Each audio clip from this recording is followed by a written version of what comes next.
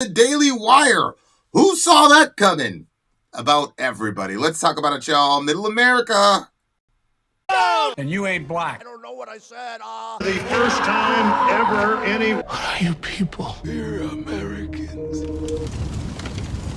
We are Americans indeed. My name is Vincent, and this is Middle America with Vin and Story, where we're not left wing, we're not right wing, we're just right. You guys get a 2-for-1 today because I told you guys in the first episode that we were going to be covering the Candace Owens departure, and I kind of lied to you because there was a family event going on, and I had to cut the video short. But I have since returned, and we're going to be looking at, yes, dear listener, the very fascinating discussion, I must say, that ensued at the Daily Wire in response to, you can call it a termination, you can call it a firing, a mutual parting ways, whatever you want to call it. But Miss Candace Owens is no longer with the Daily Wire. Now, we covered this on Middle America. We covered the interview with Rabbi Barkley, in which he was brought on to explain why he wrote an article which has since been deleted by the outlet he wrote it for, where he said Candace Owens is a Jew-hating bigot. And then he came on to her show, and she actually let him speak his mind. And we were told in that show that if you believe there is an equivalency between the suffering of the Palestinians and the suffering of Jewish people on 10/7, you were anti-Semitic. Miss Candace Owens called the folks in Hamas, she called them terrorists. She said, obviously, everybody condemns terrorism. Mr. Barkley, in the article he wrote, said that she refused to condemn terrorism.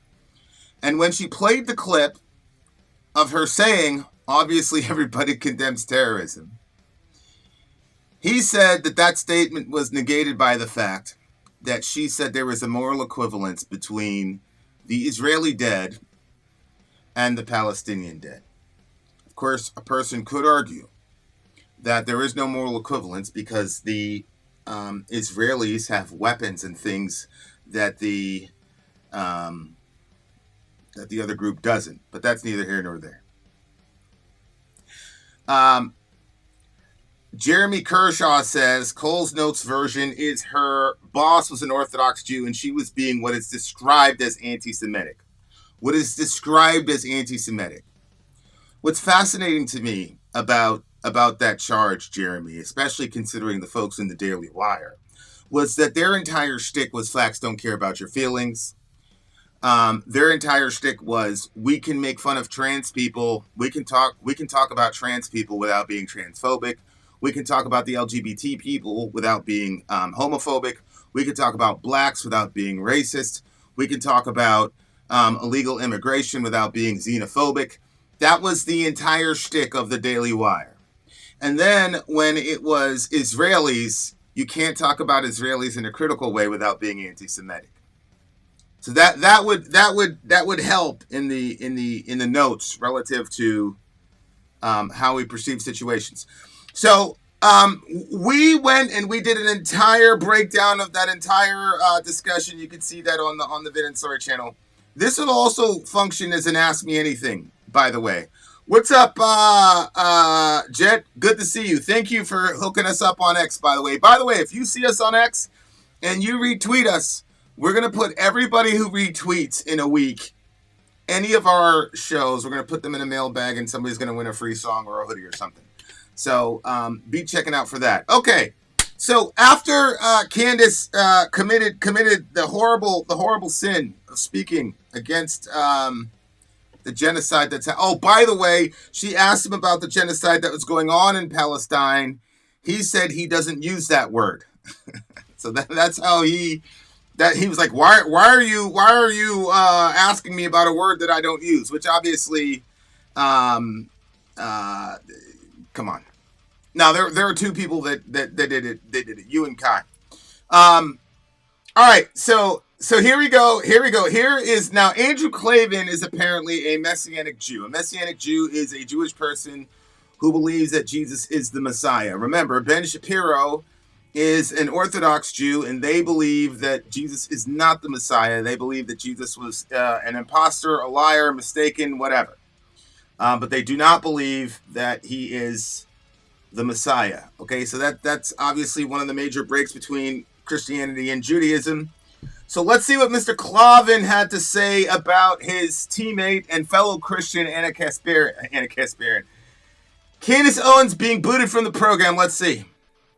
Easy stuff about going DEFCON on the Jews. Fine. She has a mentally ill friend. Okay, we're talking about Kanye West. Kanye West talked about going DEFCON 3 on Jews. All of our black compatriots dutifully with hat in hand went in front of the cameras and made sure that that everybody understood that Kanye was speaking for himself, and the black community completely shifted off of him. You should have seen what middle America was looking like when Kanye made his statement. He had a whole bunch of people trying to get me to disown my brother. But I would do no such thing. And the reason, dear listener, I did no such thing was because if you are familiar with hip hop and rap music, this has been a constant complaint from every major artist. Jay-Z, B.I.G., old school, new school, however you want to talk about. Okay? So that's the reason why I never repudiated Kanye. And I have to say, my opinion on Candace Owens began to change.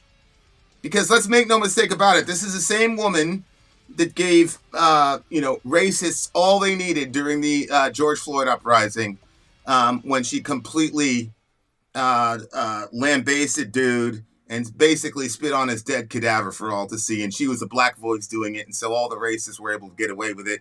I think that was her most retweeted. She got 1 million retweets from them folks. And this is what I say to folks, man. Now Kanye might be off of your team, but he's not off of my team. I'm never gonna disown any of my folks ever. So he might be off your team, and that's okay. Everybody's got their own separate convictions. But me personally, I actually admire people that rally around their folks and support their folks no matter what. You don't see how these folks show up advocating for Israel, making apologies. I'm talking about defenses, like psychological defenses of the genocide that's happening. Left wing or right wing, you notice these guys got the same script. Whether it's Ben Glebe, he's supposed to be a leftist on Young Turks, or Dave Rubin, who's supposed to be on the right. They all have the same script relative to Israel. I think that's instructive. That's what I think. I think that's very, very, very, very instructive. Okay. So here we go. So he's mad at her for not genuflecting to white America and disowning Kanye West. She refused to do so, and apparently he among other folks of his persuasion had a problem with that. We continue. She stood by him, Yep. fine. It was a little uncomfortable, but still, so what? You know what makes me uncomfortable is when a rabbi makes sex toys with his daughter. That makes me uncomfortable because it makes me uncomfortable because to me, that's one step toward normalizing something that we should have an infinite permanent barrier. There should be a barrier psychologically, and those two should never mix. So that makes me kind of icky. She attacked this guy, Rabbi Shmuley. I will tell you, with all honesty, I don't even know who Rabbi Shmuley is. She did not attack Rabbi Shmuley. Rabbi Shmuley and his daughter shot a video about 2 years ago where they explicitly stated, "We are coming for you." And it was because of her support of Kanye West. Yes, Papa Emeritus IV with his daughter. This man is selling sex toys and doing sex podcasts with his daughter. That is correct. Don't be a prude, though. We continue. I'll tell you, with all honesty, I don't even know who Rabbi Shmuley is. I have no idea. I didn't look him up. I haven't seen anything from him. This is the same thing that happened with Barkley. I don't really know what's going on. I'm just commenting. Well, if you don't know who he is and what he did, why are you commenting about it? Especially now that she's gone. Now she's fired. There was a whole jihad brewing for since October, November with Mr. Shapiro and Miss Owen. So why are you just now talking about, well, I don't know who Rabbi Shmuley is? Strange. We continue. You know, she's complaining about him. Fine. You don't like a rabbi? You're allowed not to like. See, you see how this is framed? This man and his daughter attacked her without provocation for 2 years consistently. Now, prior to her being terminated, he had a Twitter account. I'm sure he saw, because Candace, his co-worker, and she's got like 2 million followers. I'm sure he saw, but now we're going to play stupid and not know who Shmuley Boteach is. Shmuley Boteach, who even I knew about. This guy's a Messianic Jew. He's saying he had no idea who Shmuley Boteach was. All right. Not to like Ben. You're allowed not to like anybody you don't like. If you can spell it out for me. Is she allowed to defend herself? What the problem is. But when you start saying things like some of those books Hitler burned were so bad, you know, Here's Jeremy Kershaw. I don't pay attention to her or Ben Shapiro, but I did see a few social media posts where she was being critical of Israel, kind of biting the hand that feeds you. Exactly. That's exactly what she was doing, because that demonstrates that she has a value system that's more important to her than money. And I think what happened with her is this happened while she was pregnant and in the last trimester and about to give birth. And that is a life-changing event in any woman. And it also brings women into the sorority of motherhood. And I'm sorry, until you have engaged in that rite of passage, you cannot know, none of us can, what happens in the mind of a woman when they cross over and join that sorority. So I am certain that this woman, because she has basic human decency and empathy, I could see her saying, wait a second, we got Palestinian mothers delivering on destroyed and decimated buildings with no water and supplies because the Israelis are not allowing them to do so. I think that at times people need to make decisions that are not decisions that are going to benefit their wallet before anybody else. Believe me, anybody that's been in this particular game, the YouTube game, everybody knows how to generate followers and what to avoid and what not to avoid, which subjects to avoid, which not to avoid, and which subjects to take what side on. That's a different discussion. We continue. I was shocked. This is something Candace actually said. I was surprised to learn that the books Hitler was burning or the Nazis were burning, they weren't good books. They were bad books. They were socialist books. so you know, that's true. Burning the book is the act of a savage, first of all. And when you burning a book is the act of a savage. Okay. Burning a book is the act of a savage. Okay. Now, remember, dear listener, I did not say this. Okay? I did not say this. He said it. Okay? He said one of the ways that you know, one of the ways that you can tell what a savage is them burning books. Okay? That's what they said. All right. Okay, let's see. Oh, and remember, this guy is claiming Christianity. Subhanallah. All right, guys, here we go. This our friend just said burning books is the act of a savage. All right, here we go. Let me look at it again. Let me look at it again. That's true. Burning the book is the act of a savage. First. Okay, burning a book is the act of a savage. All right. Okay, so says my Messianic Jewish friend who believes in Jesus and believes in New Testament is inspired scripture, right? Don't you believe that? I think he would say that, right? I think he would say that, yeah, I mean, I'm a Christian, and if you're a Christian, you're going to believe that the New Testament is inspired scripture. So having said this, I'm going to go and look here what our Bible says, because we're Christians, and we're just going to go with the Bible. Okay, here's Acts chapter 19. Paul just cast out a demon from a person, okay? And let's see what happened. When this became known to the Jews and Greeks living in Ephesus, they were all seized with the fear, and the name of the Lord Jesus was held in high honor. High honor, the name of the Lord Jesus, to Jews and Greeks in that station, by the way. Many of those who believed now came and openly confessed what they had done. A number who had practiced sorcery brought their scrolls together and burned them publicly. When they calculated the value of the scrolls, the total came to 50,000 drachmas. So this man just said that book burning is the action of a savage.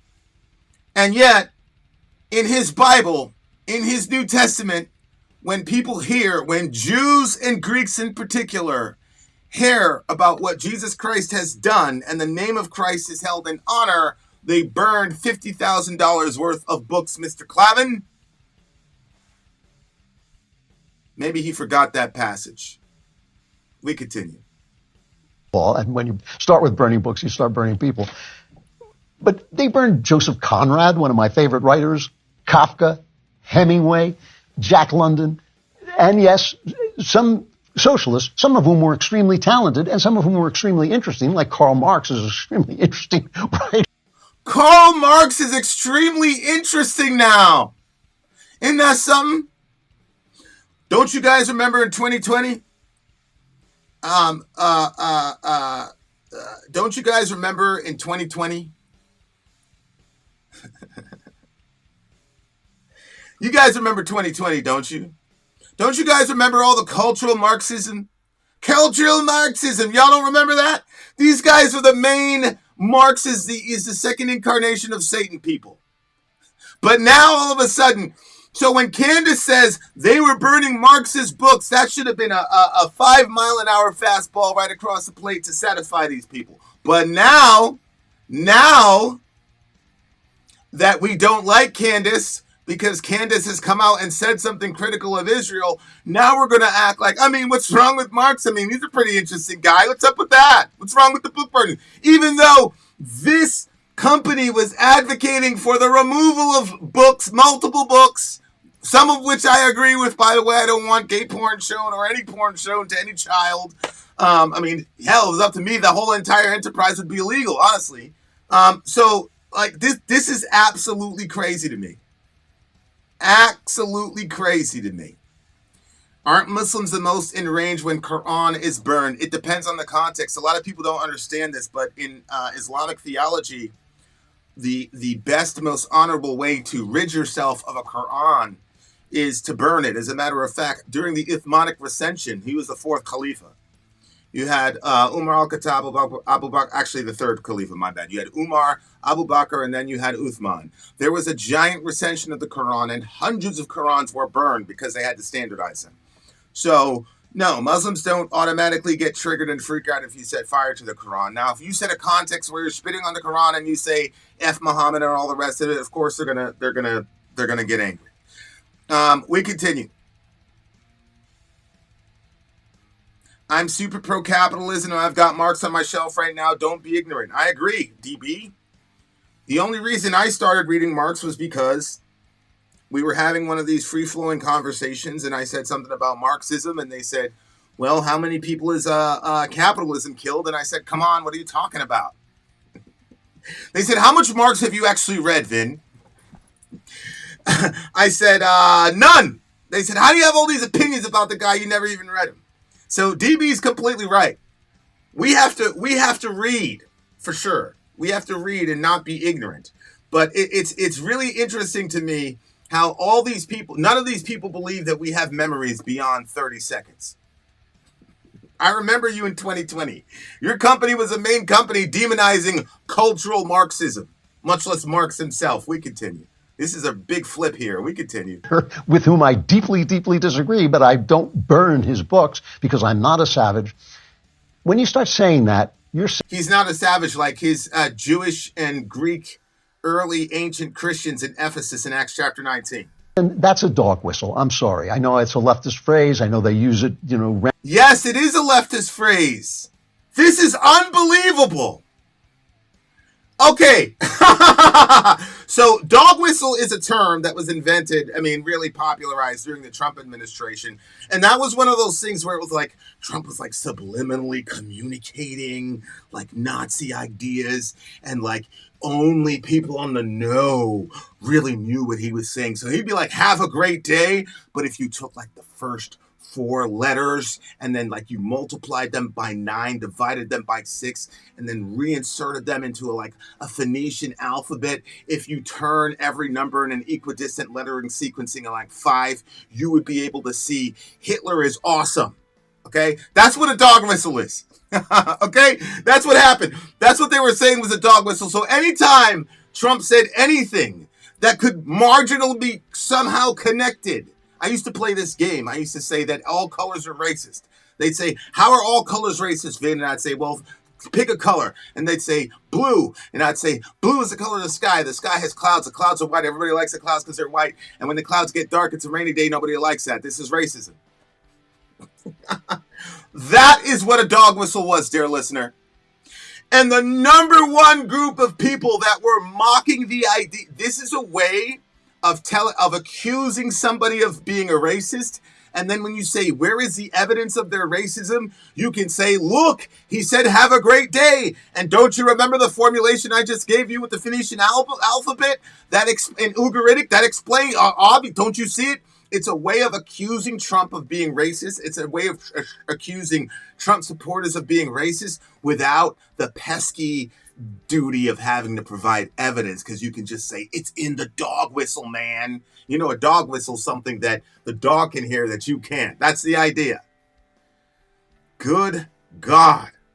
So now he's about to say that she is using a dog whistle. So he's going backwards on Marx. Marxism not so bad. Now he's employing dog whistling. Before you guys were saying it was completely invalid. Now all of a sudden the concept of dog whistling is valid. SubhanAllah. This is unbelievable to me. Unbelievable. Randomly with anything you say, I understand all of that. That's a dog whistle. With whom I deeply, deeply disagree, but I don't burn his books because I'm not a savage.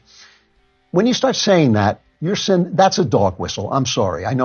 Well, when you call people who disagree with you savages, even though your scripture says that your supposed forefathers in faith did the exact same thing, I don't think that's a dog whistle. I think that's a ad hominem attack. That's what I think. And I think you're selling out Christ right now. That's what it looks like to me. And subhanAllah, this is Good Friday into Easter. And you out here betraying Christ. It's a leftist phrase. I know they use it, randomly with anything you say. I understand all of that. Still, all the real valid criticisms we had of the dog whistle stuff, we're now going to employ because somebody said something about Israel. Unbelievable. The depredations of the Nazis against the Jews are one of the most well-documented, recorded atrocities in human history because they're Germans. They're Germans. They keep records. They keep very good records. We know these things happen. They weren't burning books. They also hated Einstein because his science was Jewish science. They hated Mendelssohn, one of their great composers, because his music was Jewish. This is unbelievable to me. She didn't say it. We don't need to know that the Nazis were bad. I don't need none of this. All I need to know is they had a group of people in their power that they abused horribly. And that shit is unforgivable, what they did to those people. They experimented on human beings as if they were animals. Hell no, you can't be forgiven for that shit. A lot of those people died in an unrepentant state, and I'm very glad about that. But nobody has to be told, Mr. Klavan, that the Nazis are bad. All she's saying is, ironically, the same shit you guys have been saying for years, only now you're acting, you want us to pretend that you guys weren't saying all that, laughing at all this shit 2, 3, 4 years ago, when it was black folks that were in the crosshairs. Music, that's the way they thought. It's lunacy. It's lunacy to think that way. So when you start to say, well, some of those books they burned are bad books, I'm sorry. That's a dog whistle. When you retweet a post saying a Jew is drunk on Christian blood, which goes back, as I'm sure you know, to old blood libel that Jews eat Christian children, that's a dog whistle. When you start to refer in this kind of clever way to certain... She did not retweet that. I don't know what you're talking about. Group of people in Hollywood corrupting blacks and... A certain group of people in Hollywood corrupting blacks. Dave Chappelle said, if it's a group of black guys, it's a gang. If it's a group of Italians, it's a mafia. If it's a group of Jews, don't say anything. This is ridiculous. As if Jews cannot organize and do bad things together. So we have entire shows called The Sopranos. We've got Peaky Blinders, which I think is talking about the Irish Mafia. We've got all these things baked into our subculture with Italians and the mafioso Italians and all the rest of it. But there can never be a Jewish mafia. No, they don't do that. They're just out there reading Torah and eating kosher, man. That's all those folks are doing. Corrupting blacks. I don't know, man. I don't know, Mr. Klavan. It doesn't seem to me that you're very familiar with our history, especially in the entertainment industry, relative to your folks. It seems to me that maybe you should do some reading. I think it'd be a good idea to do some reading. I'm tired of the whole concept of dog whistling. I know they can be real, but too often people use it as an excuse to accuse people of what they didn't say. That is correct. That's why it is an invalid critique, because it's unfalsifiable. It is a way of accusing someone of racism or whatever ism you want without having to provide any direct evidence. Nope. If you're black, Mick, you know this more than everybody. If you're black, you know good and well you've grown up hearing that shit your entire life, and you know when folks are doing it, and you know what you do. You just smile and keep going with your day, because we've already adapted how to deal with these people. This is just par for the course for black people. Them leftists made it a big deal because they needed a cudgel to go after Mr. Trump because they had nothing on him, as you can see.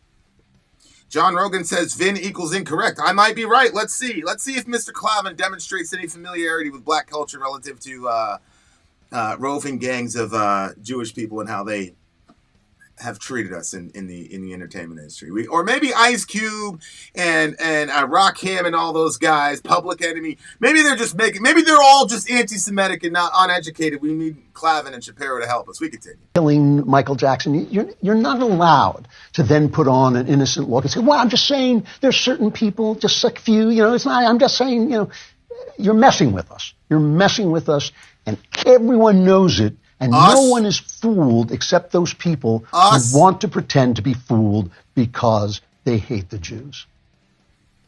Hey, Vin, did you ever watch Munich? It's about, yeah. They went around killing all them folks. Yeah, the little phone and the cell phone, the bomb and the cell phone, all that good stuff. Yeah, I watch it. So this guy says you're messing with us. So he has completely, he's completely with, he's with them folks. He's identifying with them folks. He's not identifying as a Christian at all. Oh, man. Okay. The only reason we care a little bit about the people dog whistles because it's followed by a real action, not because it hurts us to not like it. Correct. When you hear the dog whistling shit happening at work, you're not getting that promotion or you're getting terminated. The only time we really care about that shit is when it actually affects our actual material well-being. Correct. We never went around and cried about that shit every 2 seconds. If we did, we'd never be able to work. We'd never be able to go to church. We'd never be able to shop, dear listener. Yeah. Miss me with the dog whistle stuff. Miss me with that. That's a way of accusing somebody of racism when you don't have the receipts. These people crying in this video can't name any of these rappers or anyone else is doing to them. Correct. Okay, so look, man. It is clear to me that, okay, Matt Walsh is a Roman Catholic. Michael Knowles is a Roman Catholic who's actually, Candace is about to convert to Catholicism, and I think Michael Knowles had a lot to do with that CCD and all the rest of it, if you know Catholicism and all that. None of them came out and defended her. Matt Walsh didn't even say a word. These dudes are cowards. Because if they agreed with Ben, you know that Knowles and the other guy, Walsh, you know Knowles and Walsh will be out there waxing poetic if they agreed with Shapiro. But they're dead silent on this issue. That tells me that they agree with Candace, because there's no middle ground on this particular one. They agree with Candace, but they're too cowardly to say anything. It's as Ian says, Knowles seems to be the least unhinged out of all of them. Correct. So look, when the German people were in a horrible situation and they were full of rage and they were legitimately, in my view, mad at the world, they then turned all that rage and anger to a small group of people in their populace who had no means of defending themselves. And Mr. Hitler used the communitas that comes in having a common enemy that you can defeat to get. It's kind of like you get a basketball player and he's going through a slump and you're the coach and you tell him that you create a bunch of easy plays for him to get his confidence up. Mr. Hitler was very, very brilliant at bringing German people together, and he used those people to do it. But in order to massacre a group of people like that on such a large scale, there has to be the dehumanization of the people that you're going after. There has to be the devaluing. There has to be some sort of way to say that we are somehow different than them.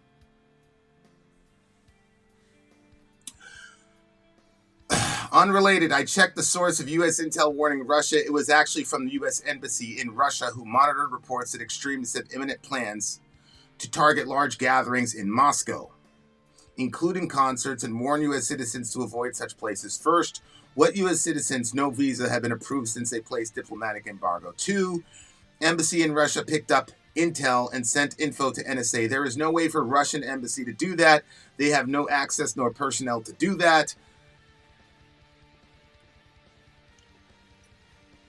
I'm going to go ahead and say that this individual knows what they're talking about. The idea that the NSA has this kind of relationship with Russia, particularly, remember, we had an American citizen who was contracted with the NSA. Me and Al actually disagree on this guy. I'm not even going to name him. But we had an American citizen who was contracting work for the NSA, who, when he fled to Russia.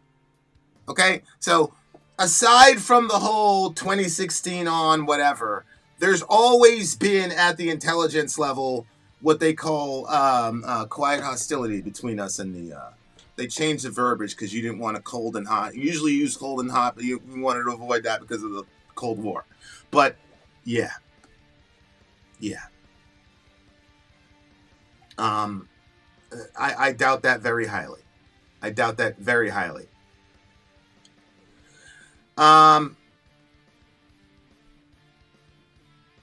Oh my God, I had no idea that you and your wife were even familiar with Candace. I'm blessed to know how you both feel on this issue. Look,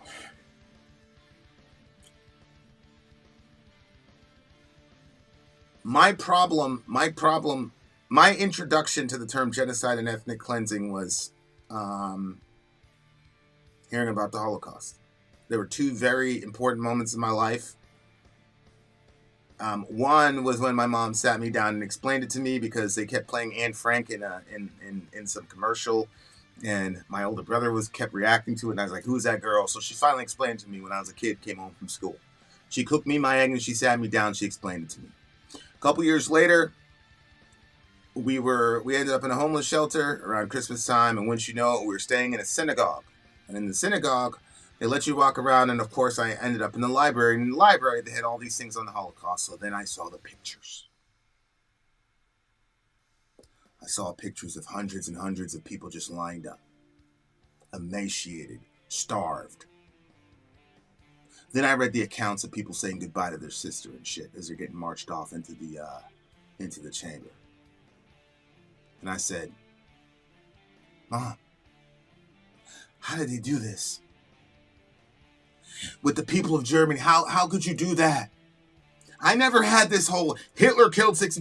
How did regular German citizens watch as their neighbors got carted off and didn't say anything? How?" That was the thing that always fucked me up about that. That's why I am the way I am with topics. When it comes to human life, I will lose friends, I will lose money, I will lose my life. Read through history. We always do this as a human family. And that's the reason why I never came on with this punch a Nazi thing. All of us are trying to pretend that Nazis are like some special, unique kind of evil. They are not. That is human nature. You want to know how we know? Because the sons and the daughters of the people that escaped the horrors of the Nazis are now replicating it in real time in color pictures now. Same people. The type of people who should know better are doing this shit now. And you got people who refuse to speak on it because they're worried about a check. And you claim you believe in God. You're going to see God one day, but you're not going to speak out because you're scared of what people are going to say to you on Facebook and Twitter. Listen.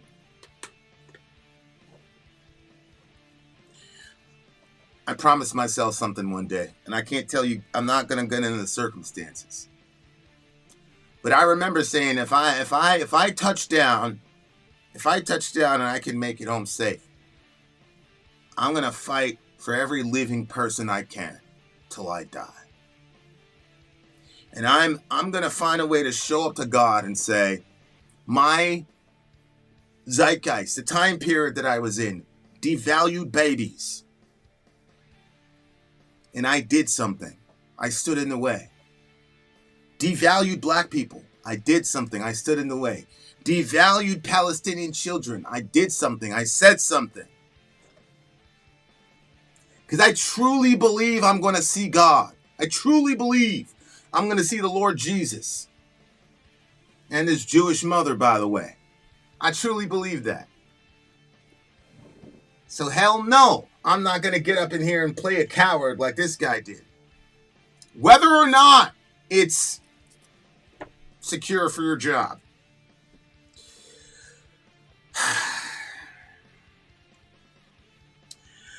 I love Candace. She's speaking the truth. Girlfriend is speaking the truth. Yeah, I do think she's speaking the truth. And I think, I think she's gonna be okay. You can't have pity for winners, and I'm not gonna pretend now that, I had a very important conversation with a friend of mine on the channel, one of my closest friends on the channel. He's like, "Yo, pump your brakes on this particular person. Like, they still got a ways to go. Relax." And that's an important conversation. So I'm not gonna go all in on Candace and say she's the greatest thing since sliced bread. All I'm gonna say is she has been consistent.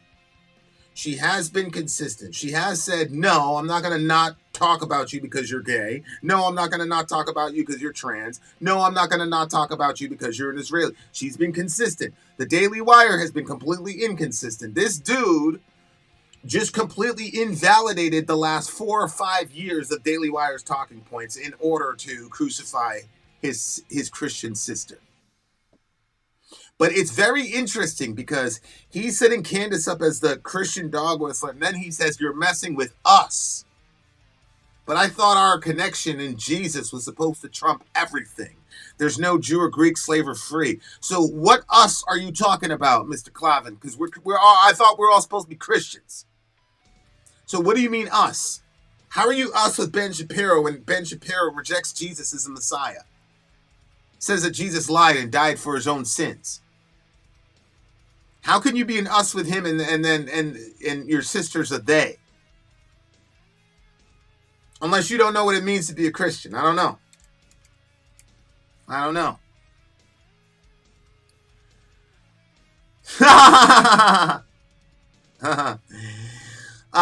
The word on Twitter is being a Palestinian. Okay, all right, guys. So that's my take on the situation. Now, what I'm gonna say is, I'm gonna leave a clock up. I'm gonna put a clock up. Let's say 5 minutes, and I will talk about any topic you guys want me. Oh, I'll just say 10 minutes.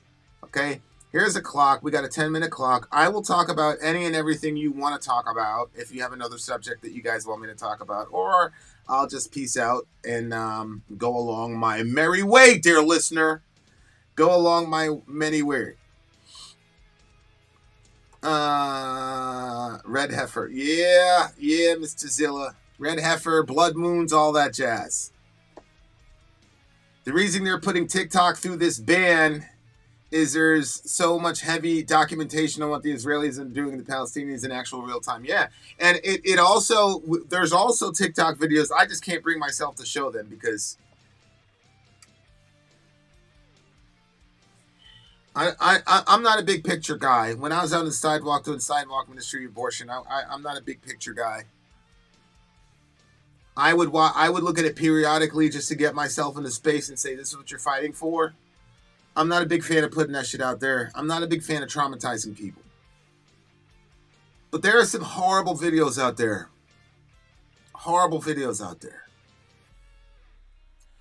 And part of me is like, I just don't understand us, man. I don't understand like how cold we are, man. Like I don't get it. Did I see the documentary Quiet on Sets about the abuse that Nickelodeon kids went through? No, I haven't seen it. I've seen a bunch of stuff on Twitter, man. This girl Amanda Bynes, like, shit almost killed her. I just saw another girl on Twitter. She said that they sent the kids a laptop or something or whatever. They opened it. It was full of child porn. Nobody got called on it, whatever. Just brutal. Brutal.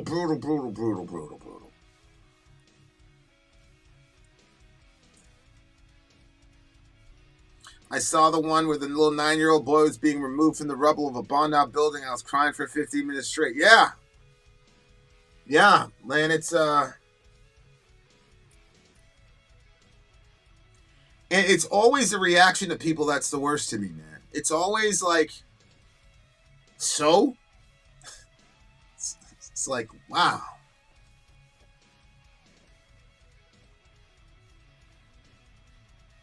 A guy got prison for sodomizing Drake Bell and then got hired from Disney right after. Drake Bell? Who's Drake Bell? Oh my God. He was one of them Nickelodeon.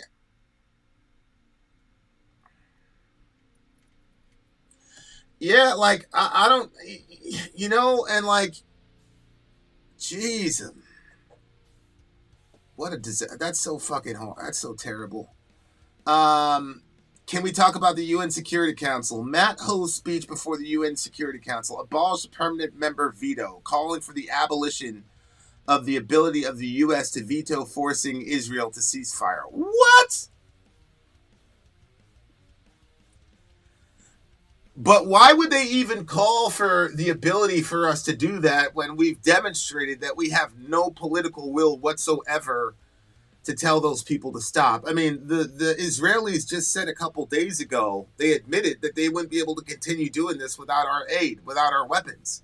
So it's like, we don't even need a veto. We can just say, we as America are no longer sending you any weapons, and that would be the end of it. The dude only got 16 months in prison, which was crazy. So he ruined that kid. He ruined that kid's life. He ruined that dude's life. As I said, Chester Bennington, rest in peace. We can't say specifically, but there's been a lot of, things where he implied that a lot of that shit was going on with him. So what are we doing here? Vin here in San Antonio 2 weeks ago, 21-year-old girl at the rave got shot. Everyone at the rave pulled out their phones, started recording it. No one called 911 to try to help her. Yeah, like our culture right now, man, everybody's got to, Do you think it would be wise for Putin not to retaliate and give Zelensky a new reason to beg for weapons and yet not appear weak? I don't know how he cannot attack them without appearing weak by his own standards. I don't see how that's possible, because then that's going to signal to us that I don't know. The only wisdom I can see is doing an attack where he knows you can make a lot of noise and not take too much life.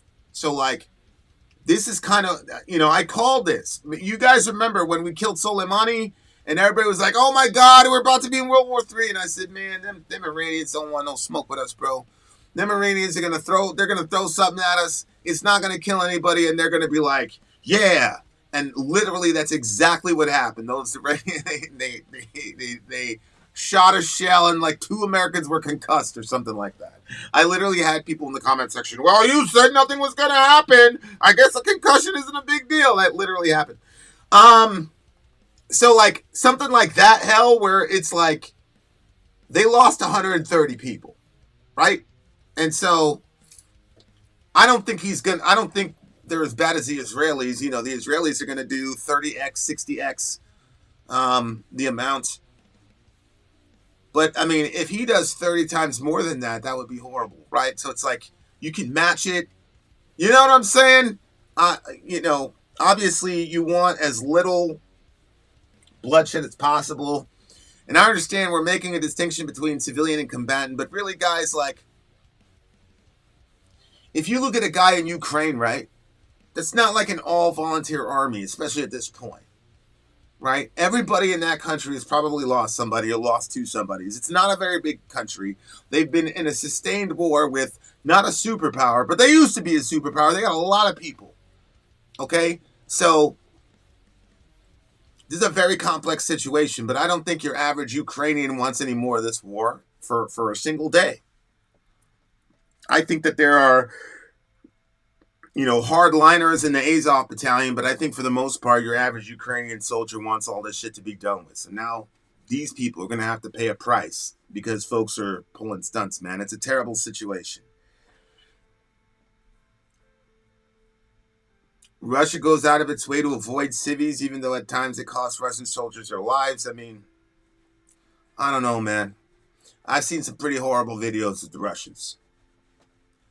To be honest with you, every nation that has come out and even like tried to make that argument that I have seen like close up, it's untrue. It's just not true.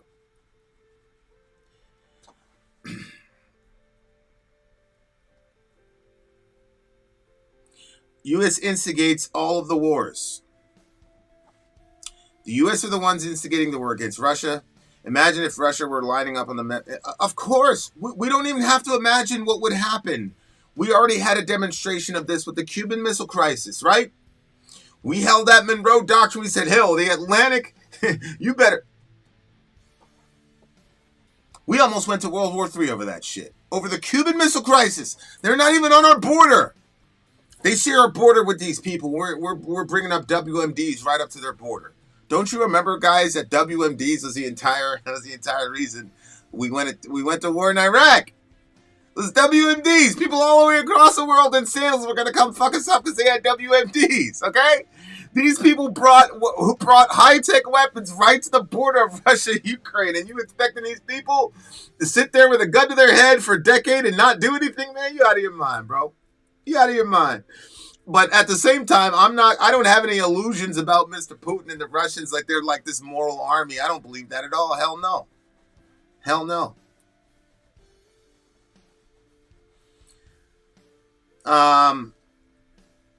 Vin, is it a crazy stretch to argue that when Jesus showed up to Abraham, that those three were actually the entire Trinity in that moment?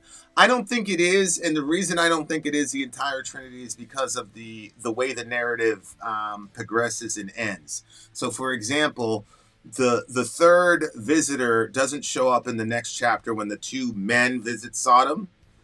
So you had three guys show up, and then the third person who is directly called Yahweh is missing. Then you have the two angels, right? And then it says the two men are then called angels, and then, they bring them out. And then the other reason I truly don't think it's the entire Trinity is because it says, it's in Genesis 19, it says, then Yahweh rained down fire from Yahweh out of heaven. I think what was happening was there's Yahweh on earth, that was Christ. And remember he said, if they're guilty, I'll know, and if not, I'll see. And I think what happened is he sent those two. Obviously, he was there, but he just didn't manifest his presence there. And he observed their attitude and their intentions relative to the Sodomites.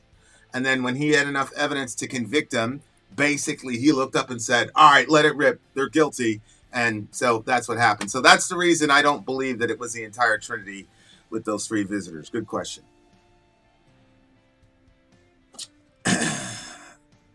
Two weeks ago, I talked with a member of the U.S. Army who told how his unit was forced to train Ukrainian Nazis while stationed in Germany.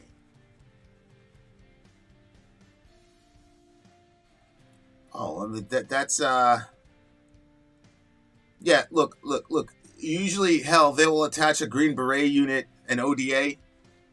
So you'll usually attach an ODA there. The CIA's job a lot of times is the agency guy. You're going there to recruit, finding age males between 18 and 36 who are disaffected, yada, yada, yada.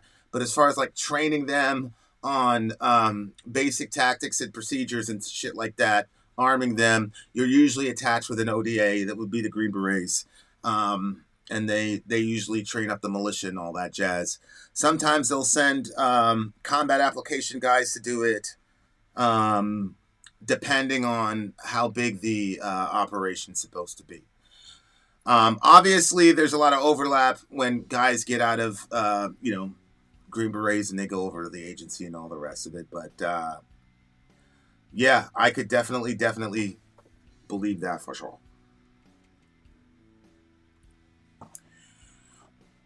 And again, I think that the bad actors in Ukraine, the Azov right sector people, I think they have the most influence, but I do not think that they're the biggest, right? But as has been demonstrated, you do not need a majority of the population to commit serious crimes and to destabilize a region. So, that's how I look at that.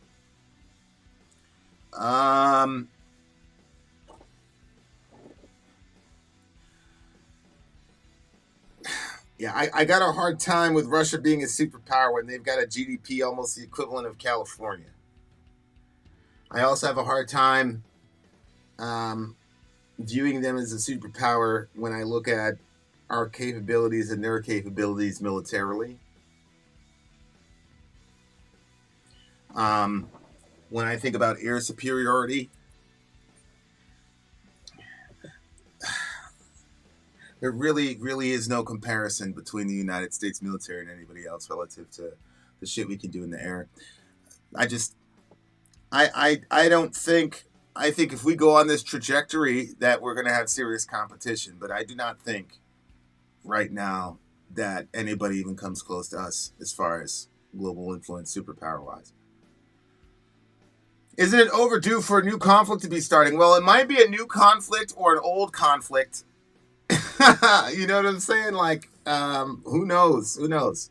It's kind of like literally somebody put out a meme like in 2020, Ghostbusters and Dune was out, and then we had what's his face, Biden and Trump. So we had Ghostbusters and Dune out in the movies, and then we had Biden, Trump, and like literally, we're literally in that same situation right now. It's pretty freaking crazy. Pretty crazy to watch. It's been pretty crazy to watch. I gotta tell you guys. You know what? I'll extend this chat. Well, let's extend it for another 10 minutes. If anybody has questions in the next 10 minutes, I will answer them for you guys, because yeah, that 10 minutes went by pretty quickly.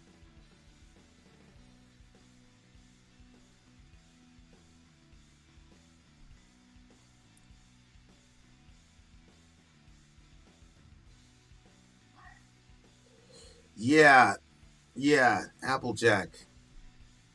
Yeah, man. We did a lot of like the B2, right? Or the SR-71, bro. Like, we had done all the testing and all that. Like the SR-71, for example, which was literally 7 generations ahead of everybody else at the time. We didn't have we had multiple dozens and dozens of failures with the SR, especially with the engine, because we're trying to figure out the balance between weight and horsepower to get the thing to move as fast as it does. So we didn't publish and publicize those experiments, right? And we were doing the B2, like there's an entire documentary. Okay, when we were means testing the stealth bomber, there was a Navy guy who was in a parallel base and was observing this stuff. There's a documentary on this. It's a 6-part documentary. It's pretty fucked up. The guy ended up, I don't want to spoil it for you, but they basically concocted this entire UFO story and all the rest of it in order to keep that classified. So I just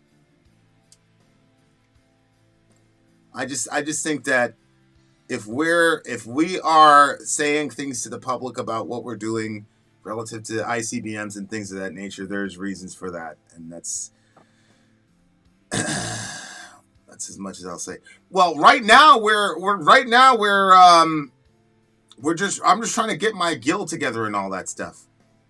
If aliens are actually angels and demons that seem to possess a physical body, that makes the Genesis Nephilim story way more scary. I agree. I totally agree with that. I'm about 90% convinced that that's what we're looking at, and I think there's still part of me that's 10% that says there still can be other beings that do not fit in those categories that we were not told about that could be fiddling around with us for sure. You have a guava sparkling water kind of thing. I might check that out.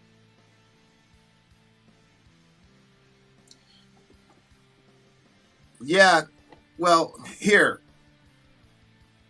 Applejack, do me a favor and get me the Russian, anything in Russia that can compete with the SR-71.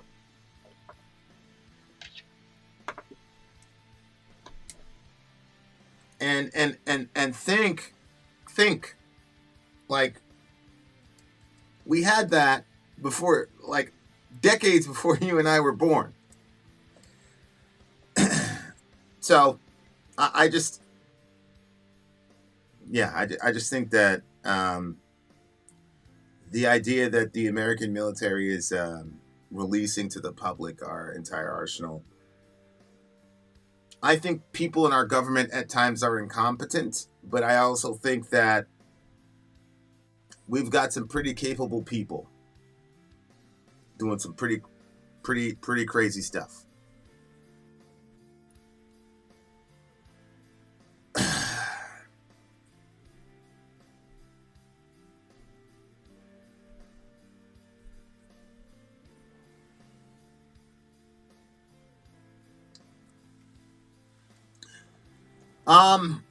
Yeah, I mean, we're at the point now where, like, I mean, to be honest with you, the SR7, the Blackbird is like, oh, basically retired. You know, at the time, we were trying to deal with, speed and velocity so that we could find ways. It was sort of like a heavy-handed approach to dealing with radar and things of that nature. I think right now we've got more elegant solutions that are, like I said, if we had the SR-71 Blackbird back then,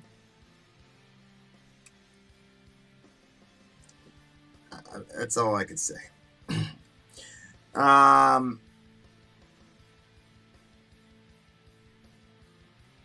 Yeah, I hear you, Chicken Beak. I mean, I'm sure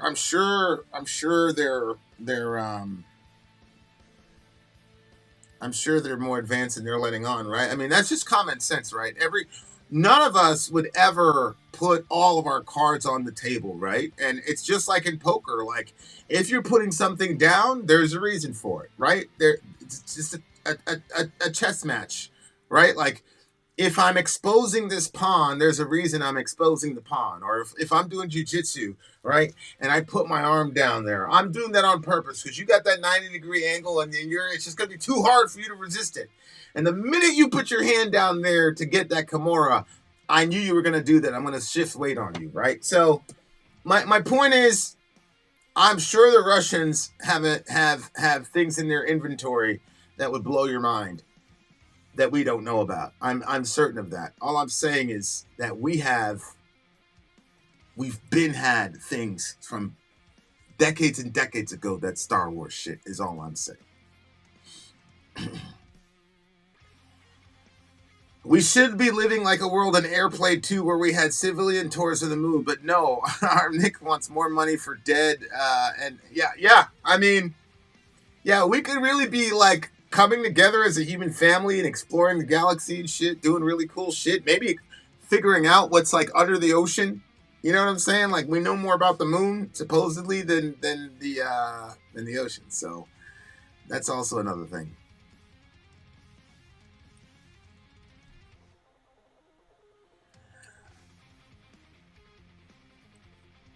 Everyone is waiting on Putin to show why he's been in office so long. Well, I think his standing up to America and giving America the finger and steering them through a pretty dark period in their history, I think is gonna have, lasting effects for him.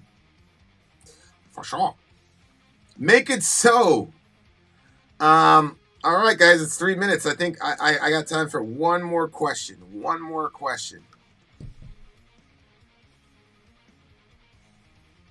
Shape-shifting lizards. I'm not gonna lie to you guys. Like, I'm a free agent right now for pretty damn near everything. To be honest with you, I'm a free agent for everything. What's up, Kamikaze? I think that I don't know about the lizard people thing, but I do think that just looking at it from a naturalistic, secular perspective, right? Like, billions and billions and billions of galaxies and all this shit. We're the only ones. Like, come on, man. That doesn't make any sense. Like, even mathematically, it doesn't make sense. So, if that's the case, then we got people talking about simulation hypothesis, all the rest of it. I mean, the world is crazy. There's so many essays I want to do. I don't know what I'm going to do. Like, I'm thinking about doing another channel. I don't know. Free agent for everything means that I am open to pretty much the finding the truth in every conspiracy theory legend, if that makes any sense. Like, I'm a lot more open to a person saying the government's lying to us here for this reason, etc., etc. Like over time, I'm a lot more open to it. The problem with conspiracy theories is that those things are like, there's usually, especially now, there's usually about like 34% of truth in there. And so the people that look at the 34% truth then take that as 100% truth. And then what ends up happening is that because it's 34% truth, that means that it's what, like 41 or whatever, 44, 43, 46, whatever. Because it's 36%, 34% true, it's probably 46% false. And so the people that they're just going to look at the falsehood and laugh at the falsehood and act like there's nothing true about it. And then vice versa, the people that jump on the 34% are thinking that it's at 100%. And so anybody that doesn't believe them, they think is, you know, in the Matrix or whatever. And so that's one of the reasons that conspiracy theories is so hard to unpack, because there's so much human ego and presupposition and ignorance connected to it.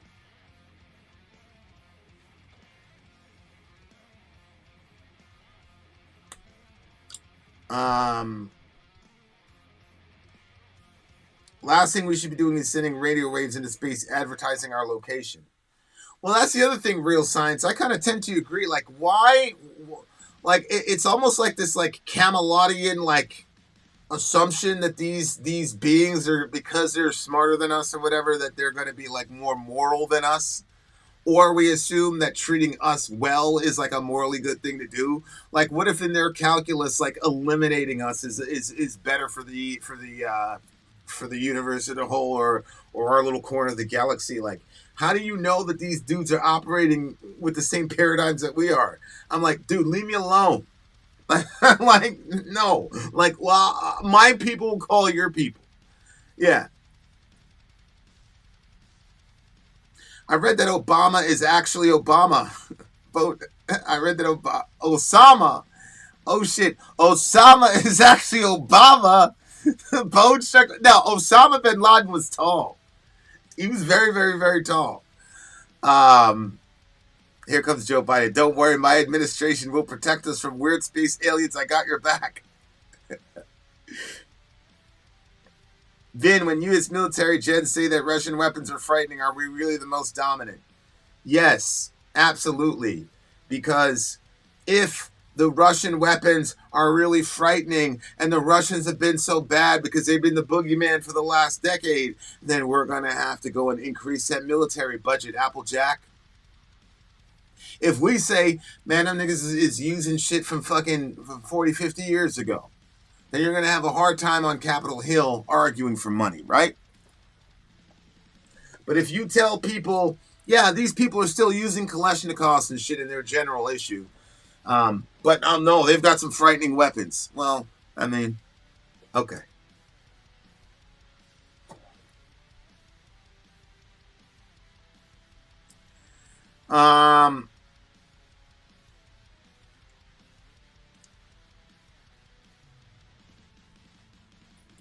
You look at ETs like that because you're projecting human fear onto them because we treat each other so horribly. Well, no, I don't believe, if I squash an ant, I don't believe that I'm treating the ant horribly.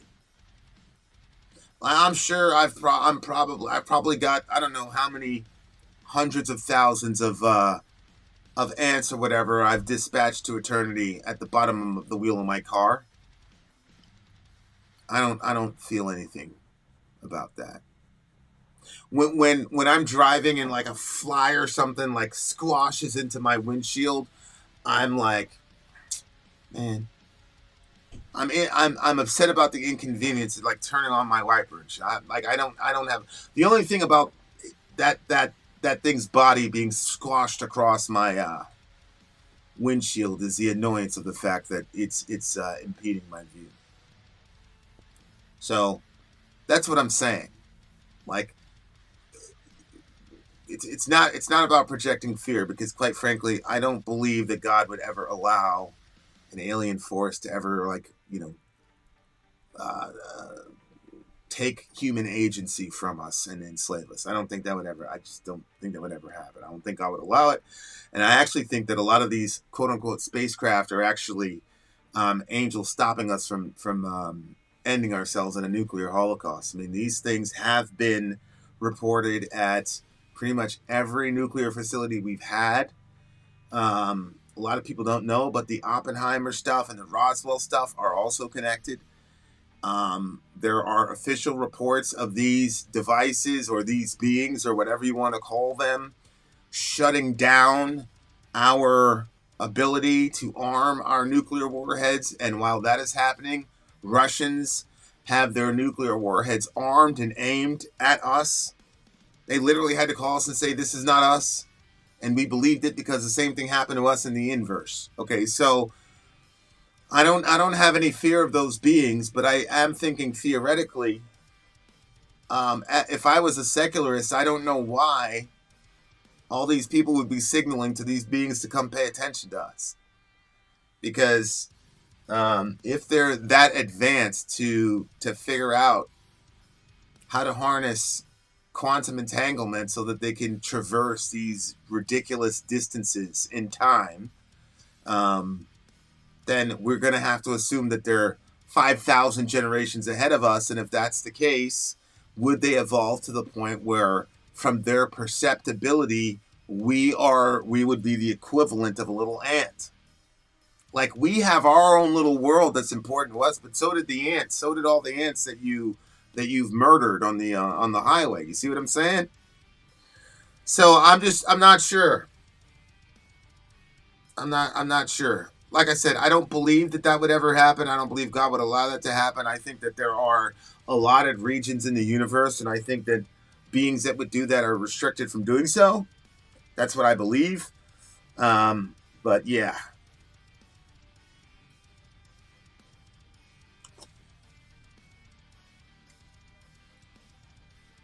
There's literally tech we're talking about earlier we have in its known craft that can do 25 miles an hour or some shit. I mean, as I said, guys, look at the specs for the SR-71 Blackbird. Okay, legit. Like I said, it's basically, look, the thing goes faster than a bullet. Like, when it literally is faster than a bullet in the air. I mean, it's an incredible machine. And that shit was flying around in the air in the 60s and 70s. Good night. Chicken Beak, I agree. Completely different when traversing the cosmos. If there are people visiting this plane, it's multidimensional. I agree. I believe that those beings are interdimensional. I'm just going with the previous theory that these are interplanetary instead of interdimensional. And that was the case. The only way I think they'd be able to accomplish that would be to somehow harness quantum entanglement, because when you look at quantum entanglement or spooky action at a distance, it literally does not matter how far those things are away from each other. They're still communicating as if they're right next to each other, because they probably are.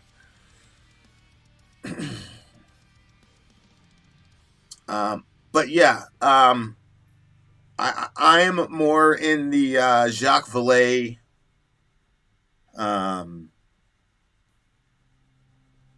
kind of perspective relative to these beings.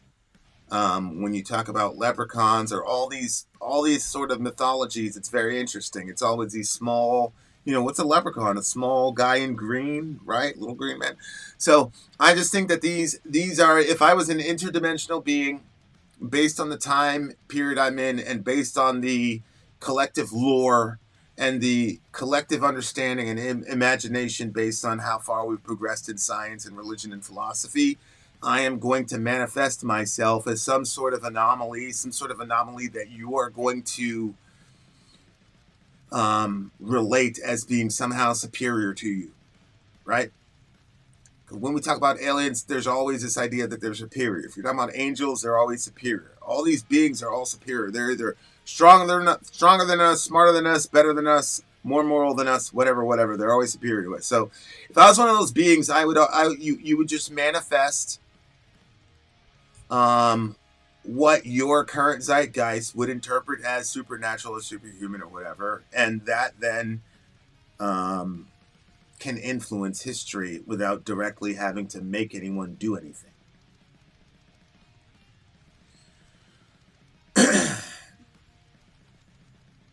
Do you feel like God is more like that, that we are eating the apple at this point, that the scripture was a warning? I do think that there is a implicit warning about illicit knowledge prior to maturity. In other words, you'd have to be a really evil person to give a toddler a loaded gun. Now, there's going to be some point where you take the toddler out to the range because the toddler is no longer a toddler, and you say, look, we hunt to feed our family. This is how we feed our family. If you're one of these Second Amendment people, somebody breaks in the house and you want a gun for home defense, you're eventually going to take your kid and you're going to train him on how to use that weapon in a way that's going to benefit him, right? If you give a 2-year-old a loaded weapon, it's because we're automatically going to assume about you that you're an evil person. And so when you look at the Bible and God said, okay, here's a tree of the knowledge of good and evil. Don't eat it. You'll die. There's nothing in the text that says or even implies that God was always going to keep them ignorant. There's nothing that says that. All it says is, for now, don't eat this because this knowledge is not knowledge that you're prepared to imbibe. And so God made it clear that's a gun. Do not load it. Do not shoot it. Keep away from it. And then here comes the devil, and the devil gives him a loaded gun and says, oh, man, what kind of God is that? He's keeping knowledge from you. Anybody that keeps knowledge from you is really, really suspect. Man, take this gun, man. He can use it. You can use it. I do think that that's a very important story to continue to tell ourselves. Like when you have things like cloning, for example, or when you have things like AI, it's like that quote in Jurassic Park where it's like, we asked ourselves, could we do it? And instead, the question that we should have asked was, should we do it? I think that's a pretty accurate kind of assessment. I do think that there's a warning like that in the scripture overall. I got a question. Where's the lady? Did she quit the show? Yes, she quit the show. Do you think we're ready to imbibe AI? Have we not always been behind as humans with soul? There are too many unanswered questions about AI to me to where I do not feel confident that we're not going to do something to really, really fuck everything up, to be honest with you. Yeah, I mean, I was listening to Anna Kasparian. She was saying, like, when those dudes attacked her, she said, I had no gun on me. She said, I didn't have nothing on me. And those people, the only time I heard people say that is people that were used to carrying weapons. So, Anna Kasparian, I promise you, that's never going to happen to Shorty again. I promise you.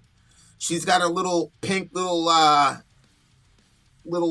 pocket 9 milli like them girls in Houston used to do at work. I show up at work, all them girls are strapped. Them girls had matching 9s, bro. They had like pink 9s with little roses on them and shit. They didn't play around. You took them girls to the range, they would send you to the other side for sure. Shorty has a headache. She didn't quit the show. Nah, she didn't quit the show. Holy hell. I think AI in its current iteration is going to probably be sued out of the public square.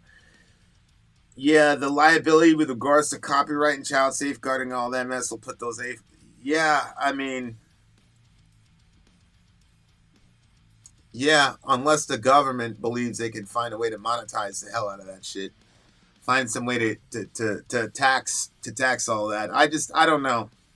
And the other thing, it's kind of like Bitcoin. Like, even if you can't do something legally, once we get the tech and we know how to do it, then now you got the all these areas in the dark web where that shit can be hosted, and it'll probably be even worse. It's one of those things where it's like, once the cat's out of the bag, I don't know how you bring that back, man. I'm not sure. What's up, Kai?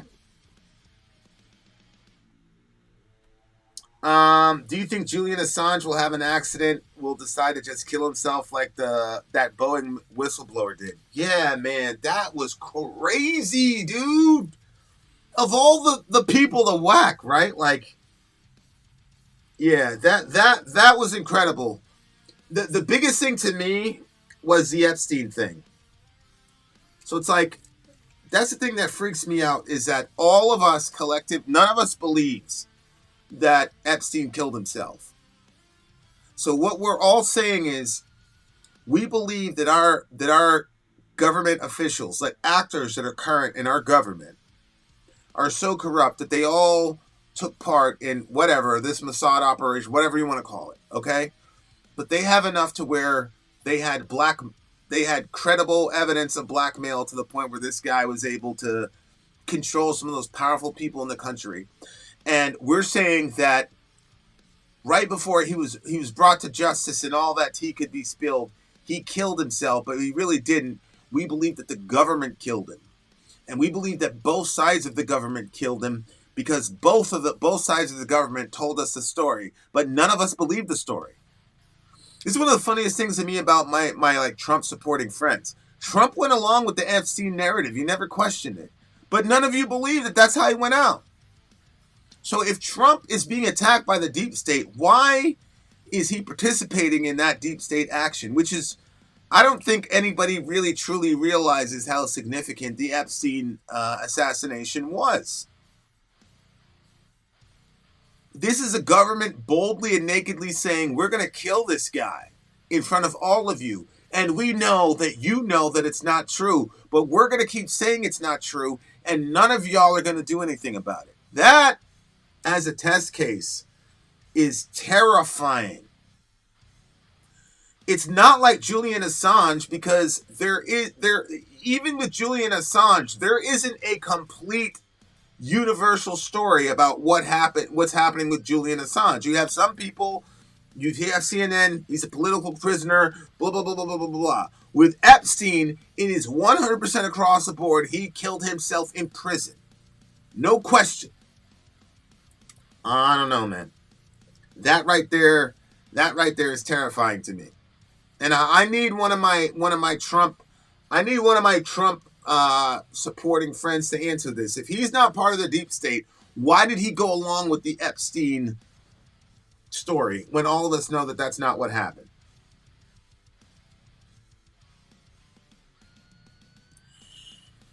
Vin, do you think Destiny destroyed Norman Finkelstein with all the same arguments he used against when he defended Ukraine? That debate was very, very painful. I'm not going to lie to you. I had a debate one time on abortion, and the guy didn't come prepared. And he also ended up having to quote Wikipedia. I keep telling you guys, like, you're going to get waxed. You're going to get waxed quoting Wikipedia. That Destiny kid, look, man. I can show you videos of TikTokers who have been approached by the Israeli government. And they were bribed. A lot of them were bribed, and a lot of them were threatened. Okay, I can show you those conversations. So that's all I'll say about that. What's up, Chris?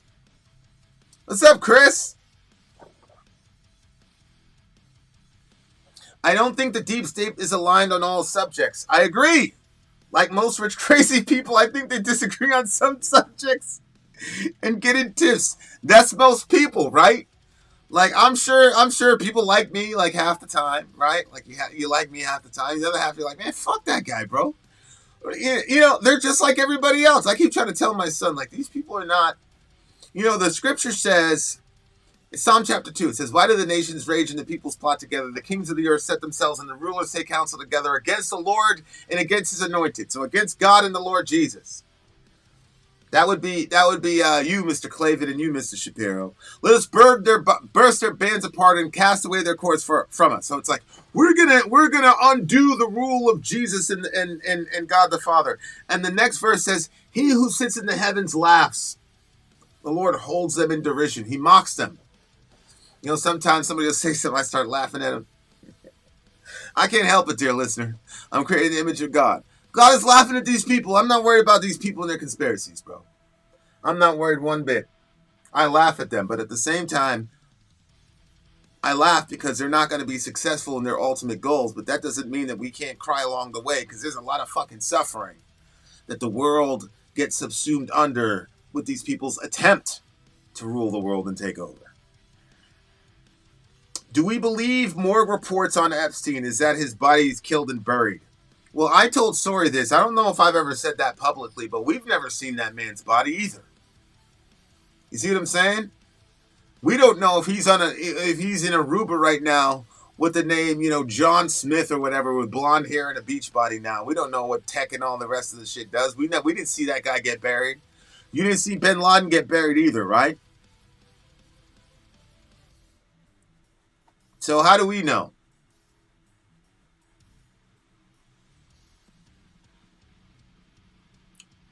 What's up, big homie Dan?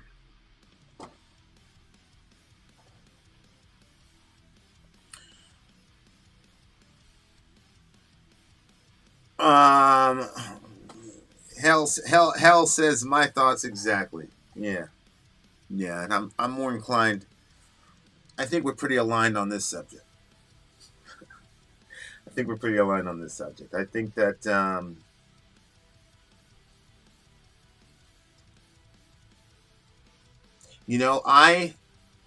when I was very, very young and impressionable, in my mind, man, the American warfighter, man, that guy was the ultimate. And I was blessed to just live around people that had done amazing things.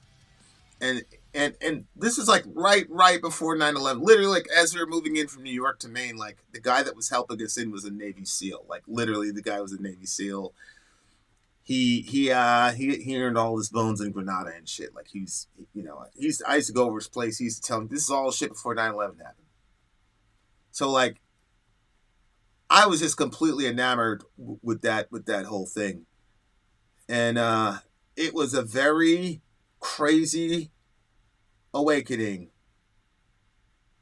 to realize that our intelligence apparatus, I mean, it's incredible. Anyway, but then it's kind of it's a real disillusionment when you see how cheap American life is to people. I don't know. I'm saying too much. Dude from the FTX managed to have all charges related to bribing government officials dropped and the names of the officials redacted from public view. Yeah. Good, Jet. You're back home safe. That's good. Never heard your thoughts about Aaron Bushnell. That's the guy that did the Hadikati thing. I did not watch the video. Because he did not need to convince me.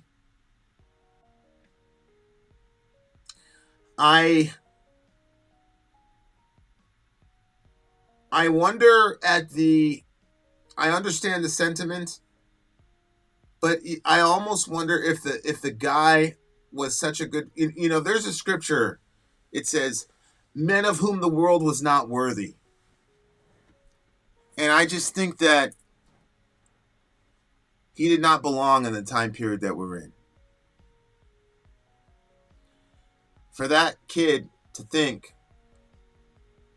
that act of protest would leave a lasting mark is him not understanding the kind of culture he's actually in. When it was a Vietnam guy or the Tibetan guy did it, it was an iconic moment. And the guy that took the picture, I'm pretty sure, won the Pulitzer Prize. And it was this iconic moment, and it just arrested the attention of the world.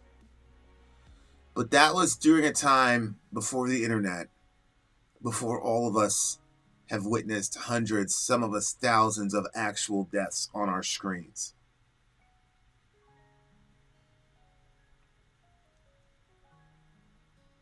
There's a Jordanian pilot that was shot down. His last name was Kosaspa. And ISIS set him alive, set him on fire. They burned him alive. When that photo was shot of that Vietnamese or Tibetan protester, there was a sense in which we were still in our infancy relative to our minds and our consciences. We could still be moved by suffering collectively. People are no longer moved by suffering. Because we have access to the entire world at large, some of this is just plain entropy, and some of this is just plain a defense mechanism because you got to wake up and go to work tomorrow.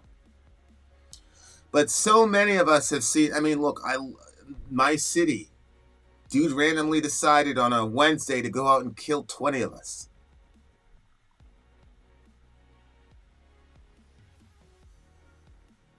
The average person, especially the average American, has seen people die in real life, probably hundreds of times, and have seen people die on TV probably thousands of times by the time you hit your 30s. And so a protest like that, the world was not worthy of him being here. Because this man actually truly, truly thought that such a radical action would stir the hearts of people. And that just demonstrates to me that it's probably merciful that God took him from us.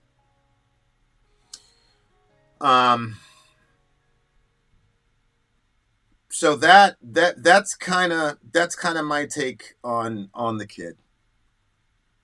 We were not worthy of having somebody like that in our country to represent us, and we were not worthy to have him on this planet. And this man was so naive as to think that something like that could move us. What he doesn't realize is anybody that was moved by that action did not need that action. The Palestinian kid crying for his mom was enough. Just like I don't need to see a bunch of, Israelis getting shot. All I need to see is those motherfuckers beating that girl. I don't need to know their names. I don't want to know what happened to them. I don't care. I don't care what was done to you. Those people deserve to die. Fuck those people. I don't need to see a lot of shit. Those people in Hamas that did that shit to that girl, you deserve to die. We should hunt you down. We should go to Qatar, which is where a lot of you guys fled to. You guys still got a bill to pay. But, yeah, man, that's my take on the Aaron Bushnell thing. I actually avoided it, for that reason. I avoided it because honestly, truly, I don't believe that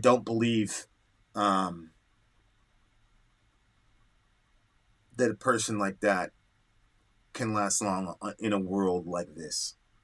With the realities of the world as it is right now, I don't think a person that's constituted the way that he was constituted could live in this world anyway.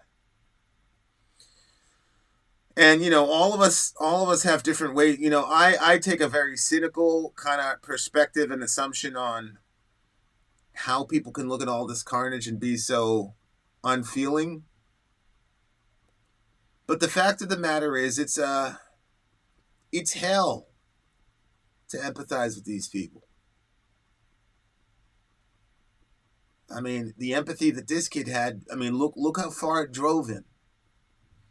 And so sometimes when I look at that and I go, this kid, I'm sure a lot of this was protest, but I also believe a lot of this was, I don't want to live in a world like this, man. I'm sure there was some of that going on too. And I think with some of my friends, that sensitivity is there. And instead of setting themselves on fire in real life, maybe they shut down their emotions and just completely shut it off so that they don't feel what all the rest of us are feeling and then have to deal with the powerlessness of not being able to do anything. So I just think that we maybe we try to give each other some grace during this situation. Everybody's dealing with the hell that's putting out in front of us in different ways, I guess. But yeah, rest in peace to Aaron Bushnell, and obviously as a Christian, I see so much Jesus in that, right? Because Jesus is looking down and he's like, all right, I'm gonna take all this onto myself. And for thousands of years, as God is looking at human history and the way we're treating each other, it's almost like he was saying, I gotta get in the middle of that shit to feel what these people are feeling, but also to like take it all into myself. Because when you're a parent or when you're a friend and you love someone and you see someone in pain, like you don't want the pain to, you do anything to make the pain stop. And like, if you, in your mind, you're like, if I could like touch that person and transfer all that sensation to me, I would do it.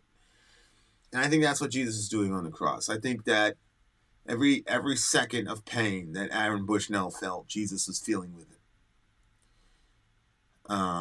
So that impulse is very high image of God stuff, but he should have never done it because somebody has already been set on fire for my sins, man, and the sins of my country. So you should have done that, Aaron. But I also believe that God loved you deeply in that moment because of it. I do not believe that martyrdom guarantees you heaven. Only the death of Christ guarantees you heaven, but I believe the Lord is gracious and compassionate, and we don't know the moments between those last moments of what we could see and what was going on in the spiritual world. We don't know what was going on between him and God. But my Lord Jesus is gracious, compassionate, slow to anger, and rich in love. He's good to all. He has compassion on all he has made.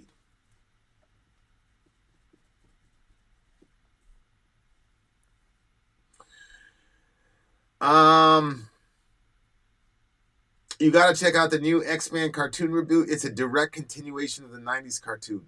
Dude, I've been hearing about that and people saying X-Men is going woke and all the rest of it. I was like, man, the entire thing was a metaphor of like racism and like homophobia and stuff. Like, it's not going woke, but yeah, I'll definitely check it out.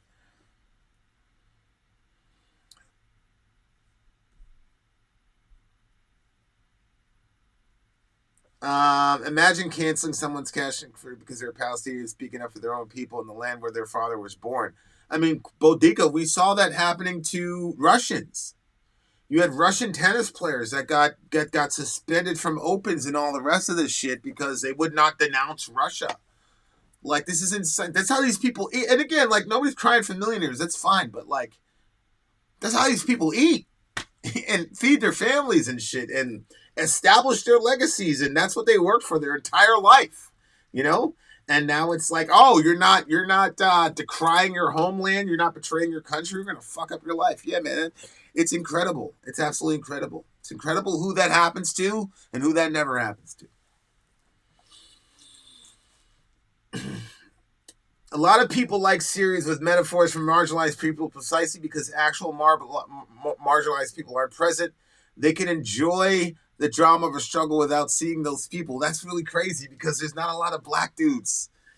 There's not a lot of homies in X-Men 90, overall. You know what I'm saying? Like, even when folks are trying with the representation thing, like, it's like, God bless them, but like, that is real though. That is real. Like, that's undeniable. Like, we can't deny that. That's what a hell of an insight.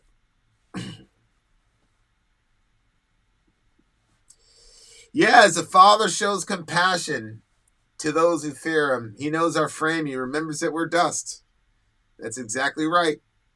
That is exactly right. He remembers that we're dust. I can't tell you how many times I've said, hey, I'm dust. You gotta give me I'm dust.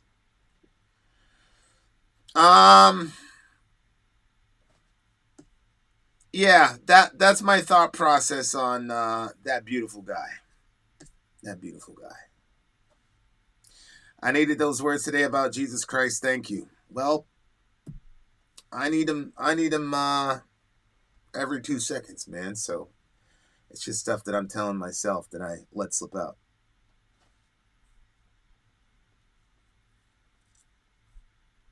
After seeing these reaction to the series with metaphors and marginalized people, actually, I no longer trust those metaphors help people empathize.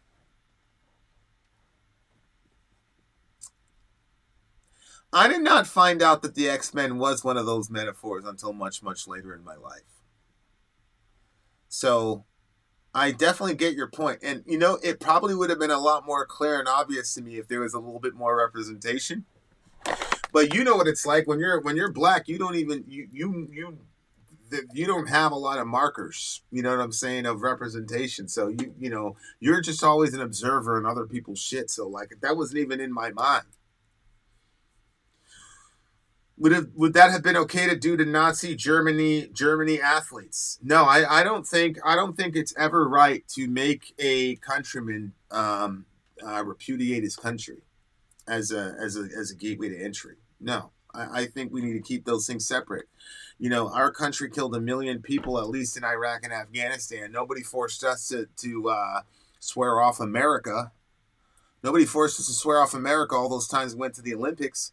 I do remember one time, though, like that Olympic, I think it was 2001, 2002 or whatever, that Bush was up there looking down at the crowd. When the Iranians got in there, he had a scowl because he just called them the axis of evil. I remember that. Nobody forced Americans to decry their government. As a matter of fact, we were out here celebrating, spiking the football when we started bombing the shit out of innocent people. We had a song called Courtesy of the Red, White, and Blue. The Uncle Sam put your name at the top of his list. Statue of Liberty started shaking her fist. And the eagle will cry, it's going to be hell. And you hear Mother Freedom start ringing her bell. And it'll feel like the whole wide world is coming down on you. It's brought to you courtesy of the Red, White, and Blue. Boy, I was raised, I got hip-hop in my blood and veins, bruh. But man, that song came on, I was a country boy. I got myself a little Texas gallon hat and shit. I started running around saying, yeah, courtesy of the Red, White, and Blue, bitch. What do you mean? Nobody made me swear off America. We were writing songs, laughing about bombing the shit out of people. Kai, nobody made me decry America. As a matter of fact, that was when all of us were like, America, bitch, what? Remember that? So no, I don't think it's right for Nazi athletes. I don't think it's right for American athletes. And I don't think it's right for Russian athletes to make people betray and denounce their own country. If you have a dictator in your country, okay, who's going around killing shit, and there's a world war going on, we're going to kill that motherfucker. It's okay. There's going to be a new government. We don't need this guy to decry his government. That's sports are supposed to bring us all together. Sports is supposed to be the thing where we go, like we're all little kids in the sandlot and shit. You guys can have your beef or whatever, but when it's time to play kickball, we playing kickball, bro. We need that. We need that. We need to keep those lines where they are so that we can have civilization while we're fighting each other. The fact that we had Olympics during World War II and shit like that, that's good. That's promising for the human race.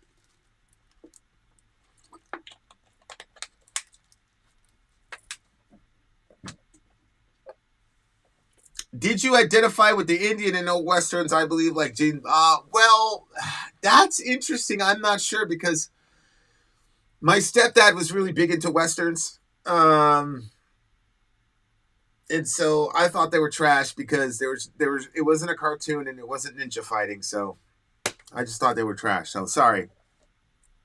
I don't really have anything on you there. Thing is, since WW2, we've been cooing governments all over the world and planning. Of course, yeah, of course. Venezuela, blah blah blah blah blah blah blah blah blah blah. Haiti, like we're in the middle of everything. We're in the middle of everything. Exactly. Vin, do you condemn Ben Shapiro for not firing Candace Owner sooner than anti-Semitism? I think what happened is they came to a mutual agreement and they bought out her contract. They said, "Fine, bitch, we'll give you your contract at the end of the year, whatever." Shout out to Ben Shapiro and all those guys fighting the scourge of anti-Semitism. Never again. Just to the Palestinians, subhanAllah. Vin, what are your thoughts on Eve? We aren't given much, but what do you think of our first mother? Oh my God, Eve to me is one of my Bible heroes. In my top 3, probably my favorite person in the world other than the Lord Jesus. I love Eve. I love her relationship to God. Eve is actually the one that's given the first, real gospel image. When after, God looks at the serpent and he says, "I'll put enmity between you and the woman." Very interesting. Adam is left out here. Like, this is feminist as fuck. Adam is left out. So Adam is there, Eve is there, devil's there, however you want to imagine him. I'm imagining him as a very glorious angel or whatever. But they're all there reporting to Yahweh, right? And Adam is the man, and he's patriarchy, right? And literally the most important verses in Genesis are God turning his back to Adam and talking to Eve and the serpent as if Adam's not there. He's like, I'll put enmity between you and the woman, between your seed and her seed. He shall bruise your head and you'll strike his heel. Right? So there's this conversation happening. God's like, yeah, I'm going to tell the story of world history. World history is going to be the children of Eve versus the children of the serpent. That's all world history. And one of Eve's kids is going to give a definitive death blow by crushing the head. And as he's doing that, Satan is going to attack him at the heel. And of course, people got crucified literally through their heels. It was a pretty literal prophecy. Jesus gets crucified on Skull Hill. And as he's being crucified, the scripture says that he exposed the principalities and the powers to open shame by triumphing over them through the cross. And so, that's Eve. Eve is the mother of all the physical living and the mother of all the spiritual living. In the next chapter, when Eve gets pregnant, she says, I've gotten a man with the help of the Lord.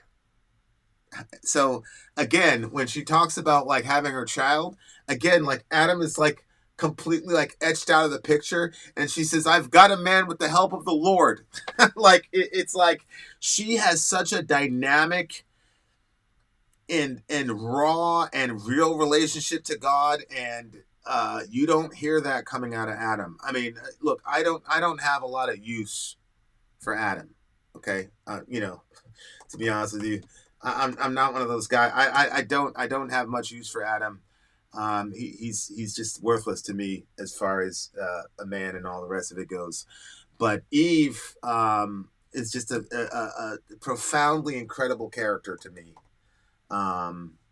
Just absolutely amazing character. So yeah, I'm a big fan of Eve for sure. One of my favorite characters in the Bible, and one of the people that reminds me of Sori the most in the Bible. I would correlate Sori is Eve to me for sure.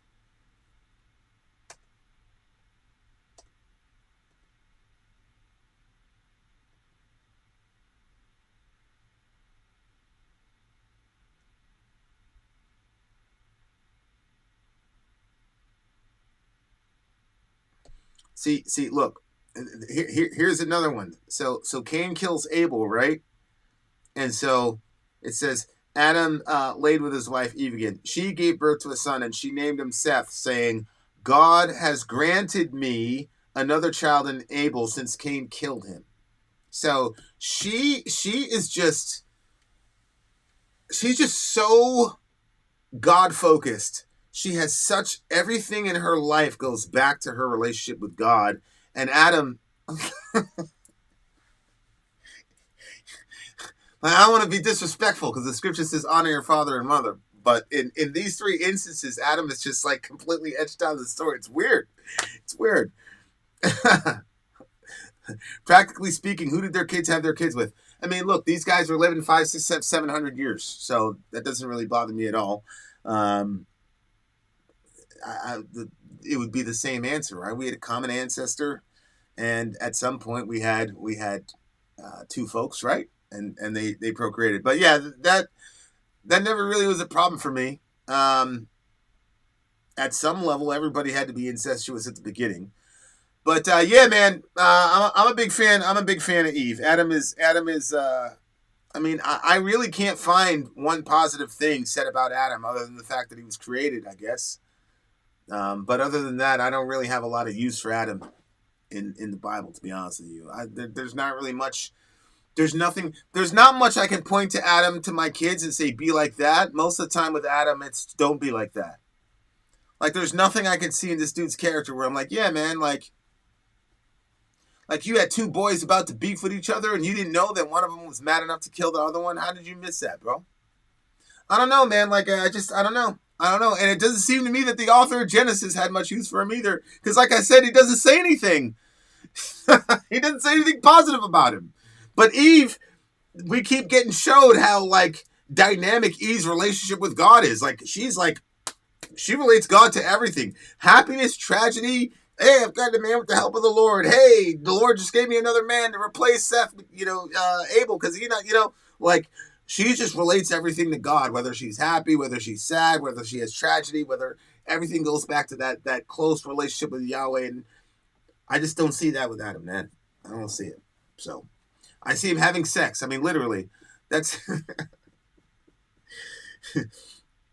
Adam's contributions in Genesis are him having sex with Eve and giving us Cain and Abel and giving us Seth for the genealogy in Genesis 5. But other than that, like, he really doesn't have a function in the passage other than to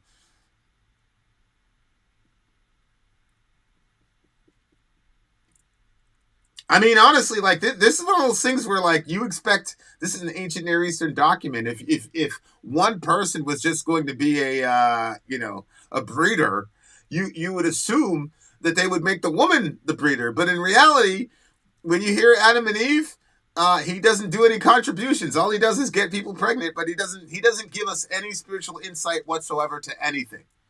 Like, literally nothing. Cain kills Abel, and all we see Adam do is have sex and have another kid, and it's Eve that gives us some sort of spiritual context, and Eve is the one that gives us the first theology of suffering. She's the first one that relates God to her suffering. Adam does not. So, like, I don't see any use for Adam in the scripture.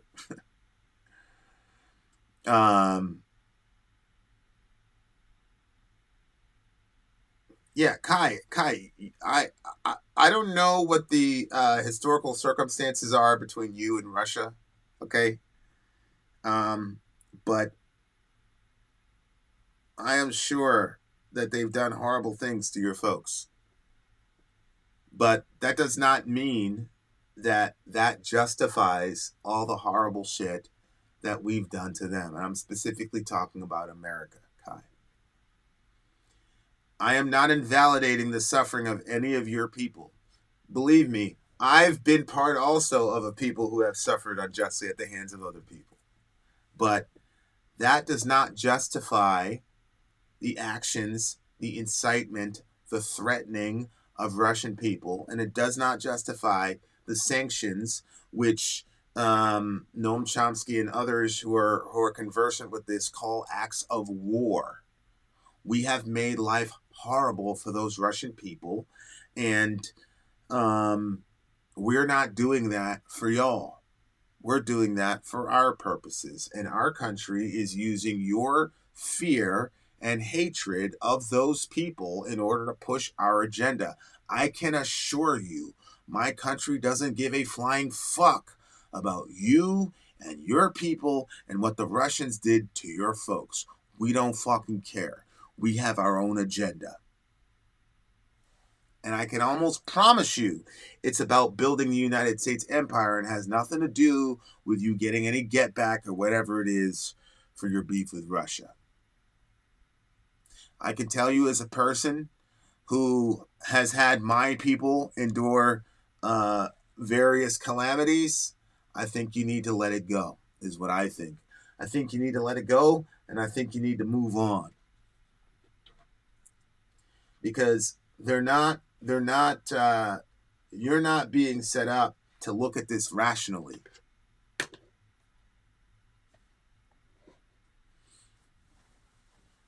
I promise you, our country does not want you thinking rationally about this topic, man. Have you ever heard the argument that Eve and humanity are punished for having a choice? I have heard that argument, and I just don't see the logic in it. The fact that consequences follow choices is what makes a choice a choice. A choice is not real unless there are consequences that follow it. Now, consequence does not necessarily mean something bad will happen. If you do 3-minute planks a day, a consequence, the sequence that goes with that action is you'll lose weight, you'll cut down on your waistline, you'll have a stronger core. That's a sequence that goes with doing X planks a day. And so if you make a decision, then you have to live with the consequences, because that's ultimately what respect is. When you're dealing with somebody that you don't respect, you either let me give you an example, right? Like I've got my toddler. My toddler watches me play Fortnite, right? And sometimes he's figured out that there's something about that controller that influences that game to manipulate the character. So he wants to play. Now, everybody that's had a little brother knows how to solve that problem. All you do is give him a controller that doesn't have any batteries in it. Why? Because none of his actions on that remote are going to have consequences in the game. He can't affect the game in any real way. No matter what he does on that joystick, nothing will happen. The game will remain exactly the same. Why? Because he's a baby, and I do not respect his power of choice relative to the video game. But I've also got a 14-year-old. And when I hand her the controller, I leave the batteries in. And the decisions that she makes has real consequences in the game. So I think what was happening with Eve was that God was saying, I'm giving you guys a choice, and I'm putting the batteries in the controller. None of us in this world, all of us get to choose what we do. We almost never get to choose the response of the action. Like even if you do push-ups, right? If you say, I'm going to do push-ups, I'm going to do this, I'm going to do that, that's not something you chose. The way that your body reacts to your push-ups is not something that you're doing. What you're doing is you're taking advantage of the way that God created the world. You're saying, as a consequence of doing 50 push-ups, what we've seen is that the way that God designed the body, it's better for your body. And so that action has a real consequence, but we don't even control those consequences. If you and I do the exact same workout regimen, you and I are going to have we're going to have similar but different exact results, right? And so when I think about Adam and Eve in the garden and all that, I think of it as God respecting his creation and leaving the batteries in the remote. If Eve could have done that, then and nothing would have happened, then it wouldn't have been a genuine choice. If there are no real world consequences from the action, then it's indifferent or non-different from not doing the action in the first place. So if God loves Eve, there has to be an actual consequence if she's actually playing the game. Thank you. I thought this, but I was admonished for saying so and cannot argue more because it is not my error to have strong conviction. I've only begun reading the Bible. Yeah, I don't think you should be admonished for that, because it is not wrong to say she was punished for making a decision. That's not wrong to say. What I'm saying is, ultimately, in a philosophical sense, I understand how a person could say, well, how could you punish somebody just for making a choice just because you disagree with the choice? And and there's lots of ways to answer that question, but the most general way I answer that question is to say, if your actions don't have any consequences in the real world, then it's not a real action, and God is just playing games with us. I like the fact that my actions have consequences, because it means that I'm really playing the game.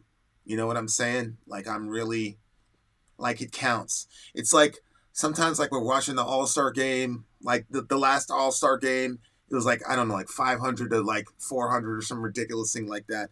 And the reason, it's like there's no consequence. There's no consequence to the All-Star game. See what I'm saying? Whereas when you have the championship on the line, that's when everybody's playing, right? When it's playing for keeps and it's winner take all and it's a zero-sum game, that's when you're at the edge of your seat. That's when you're sweating. That's when you're calling your friends. And then when it goes well, it's the greatest party of all time, right? And so I want to live in that world where I'm respected by my creator and my actions absolutely have consequences. But I also think it is crazy for Christians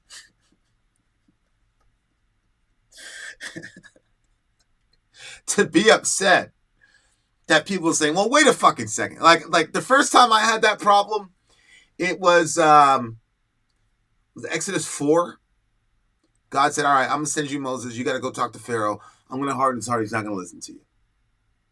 And then I'm just going to go fuck him up. Right? So Moses goes over there and he goes, hey, God says, let the people go. Pharaoh says, who? Moses says, Yahweh. Yahweh said, let the people go. Pharaoh says, who's Yahweh? I don't know who Yahweh is. I'm God on the earth. What are you talking about? Hell no, I'm going to let them people go. So it says, Pharaoh wouldn't let them go because the Lord hardened his heart. So I went to my mom. I said, Mom, I said, Pharaoh. She said, yeah. I said, he's evil, right? She said, hell yeah, that nigga's evil. That's why the Lord destroyed him. I'm like, hell yeah, fuck that nigga, bro. I was like, but it says here that God hardened his heart. She's like, yeah?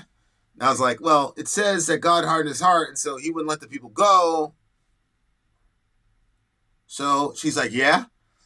My mom's Jamaican, right? She always used to love my little Bible questions, but then when I asked that second question, the mood changed, the temperature in the room dropped, all types of and I was like, I'm like, I don't know, like God like made him disobey and then punished him for disobeying. And Mom was like, yeah? What you saying? I was like, well, I mean, it doesn't sound fair and it doesn't make sense. What are they talking about? How dare you? Blah, blah, blah, blah. I can't question God. Who are you? Blah, blah, blah. You're 8 years old. So that happened to me when I was a kid. I was like, well, it wasn't until like, literally, guys, it took me like 20 years. So I ran into John Piper to find a satisfactory answer to that problem. But yeah. Like, so I'm sure you probably got rebuked for asking that question. Yeah, Applejack, just like I got rebuked for asking that question, just like Sawyer used to get rebuked for asking all her questions over at Bible college and shit. Like, it's amazing to me. But you know what it is like a lot of people are like insecure about their own faith, and so they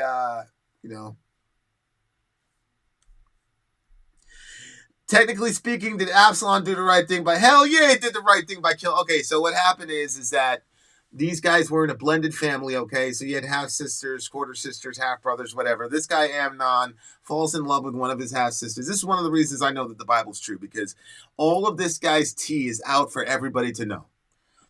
You know David, like David and Goliath, the dude that, like, killed Goliath, that guy. Like, there's an entire backstory and front story to this guy all through the Bible. And, like, his family life is scandalous as fuck, bro. Like, it's terrible. So anyway, because he's running through so many women, he's got all these half brothers and half kids and whatever. So anyway, this guy, Amnon, falls in love with this woman, Tamar. And it's really interesting because it's one of the things I talk about with the girls from time to time.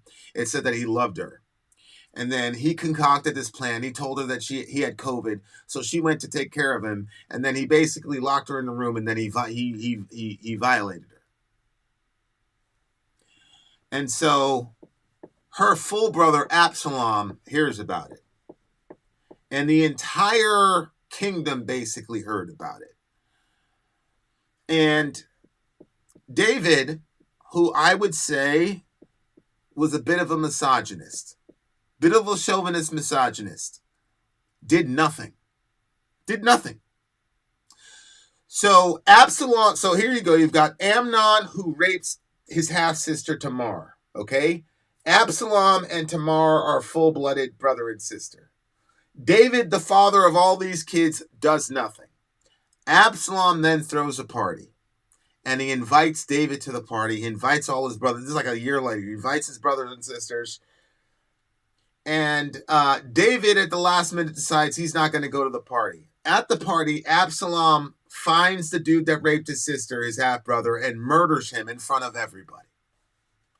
Now, biblically speaking, the scripture is very clear about what should happen to a person who holds a girl down against her will when she's crying out for help. You get the death penalty. The scripture says in Deuteronomy that you do that, you get the death penalty. And the logic is, for this is like when a man finds another man in the open field and kills him and there is no one to rescue him. So they make a correlation between that kind of an assault and murder. So what's supposed to happen in the Old Testament economy is that there should have been a trial, and then once that dude got found guilty, he should have been executed. David did none of that. So Absalom sat on it for a year and took the law into his own hands and killed that dude. Now, this dude is asking me, did Absalom do the right thing by following the law and killing his brother?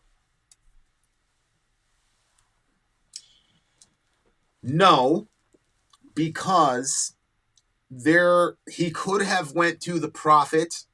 Remember, when David violated the law, God sent Nathaniel the prophet to rebuke him, and David listened, right? So they had recourse. They could have went to the prophet, or they could have went to the high priest at the time who had influence on David to call David to justice. He did not do that.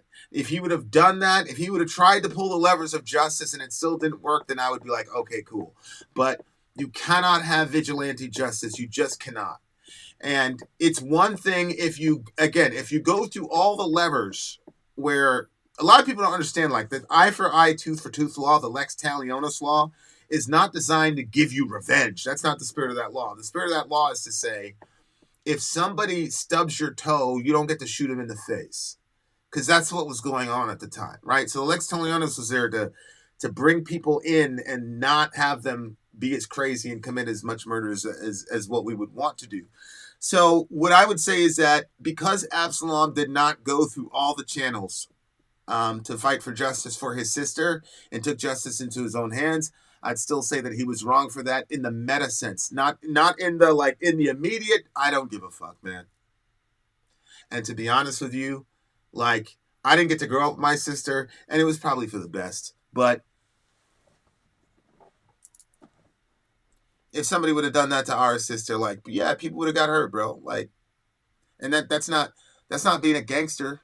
That's just anybody with somebody that you love. If you've seen it, and I've seen the recovery from sexual assault.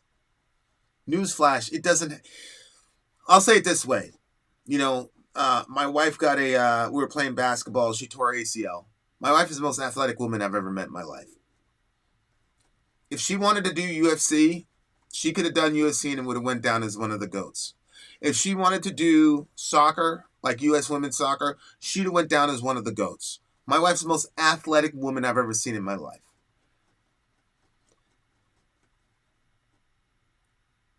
She tore her Achilles. Her Achilles was never the same. She recovered because she's an athlete and she can get out there and play, and she's still the most athletic woman I've ever met in my life. And I come from a family of athletes. One of my aunts was a finalist in the Olympics until we had a domestic violence situation. I have extremely athletic. The women in my family extremely athletic. My daughter is extremely athletic. My sister, she's strong. Sori is the most strongest woman I've met in my life. She can get back on the court, but she's never the same after that injury. Sexual assault is horrible for anybody involved, men or women. But there's something that happens to a woman. To survive that shit takes so much out of them. And if you're a man, you're going to say, that was when I was young and before I got my man body and blah, blah, blah, blah, blah, blah. Nobody's going to do that to me anymore. But women don't get that luxury. And so I just cannot imagine a situation where something like that could happen to my sister and the dude that did it is just walking around, smiling around like nothing happened. Like, I think Absalom was wrong for doing that, but I put the blame almost squarely and totally on David's back. He was a horrible, horrible father. Horrible father. And again, this is one of the reasons I know the Bible is true. This guy is one of the most recognizable figures. Like, you talk about every year in basketball or football or the Super Bowl, David and Goliath, David and Goliath, David and Goliath. This is like one of the most foundational concepts and archetypes in the world, the warrior poet David. So influential in so many different ways. People don't even know that the archetype of the warrior poet, David embodied that in a way that there probably isn't any other archetype like that to that degree. Okay? And he fucked up. And he was a negligent father, and I think that negligence in this situation had a lot to do with his misogyny and his apathy toward female suffering, because he's presented as a misogynist in the Bible. And he's not complimented for it. As a matter of fact, his misogyny ends up being his downfall and the downfall of his family on a multitude of occasions. The Bible is completely ruthless to this man that it sets up initially as a hero. And that, like I said, it's one of the reasons I know the Bible's true. You're not going to find something like that about Muhammad in Islam. You're just not.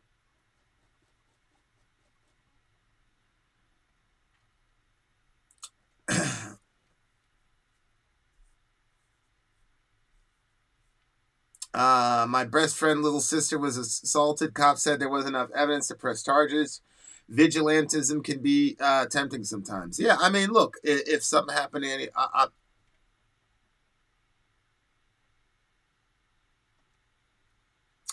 I knew somebody one time, they're on a train with one of their female friends, and they had become, closer and closer. And, when you get close to people, people start telling you personal shit, and they talked about an assault that they endured when they were small. It was terrible. And,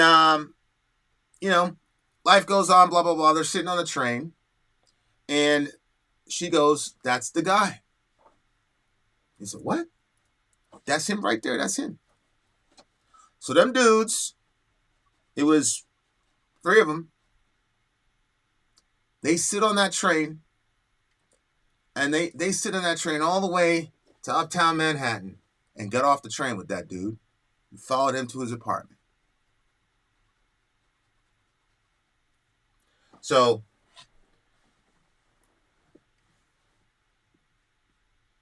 when I look at the Absalom story,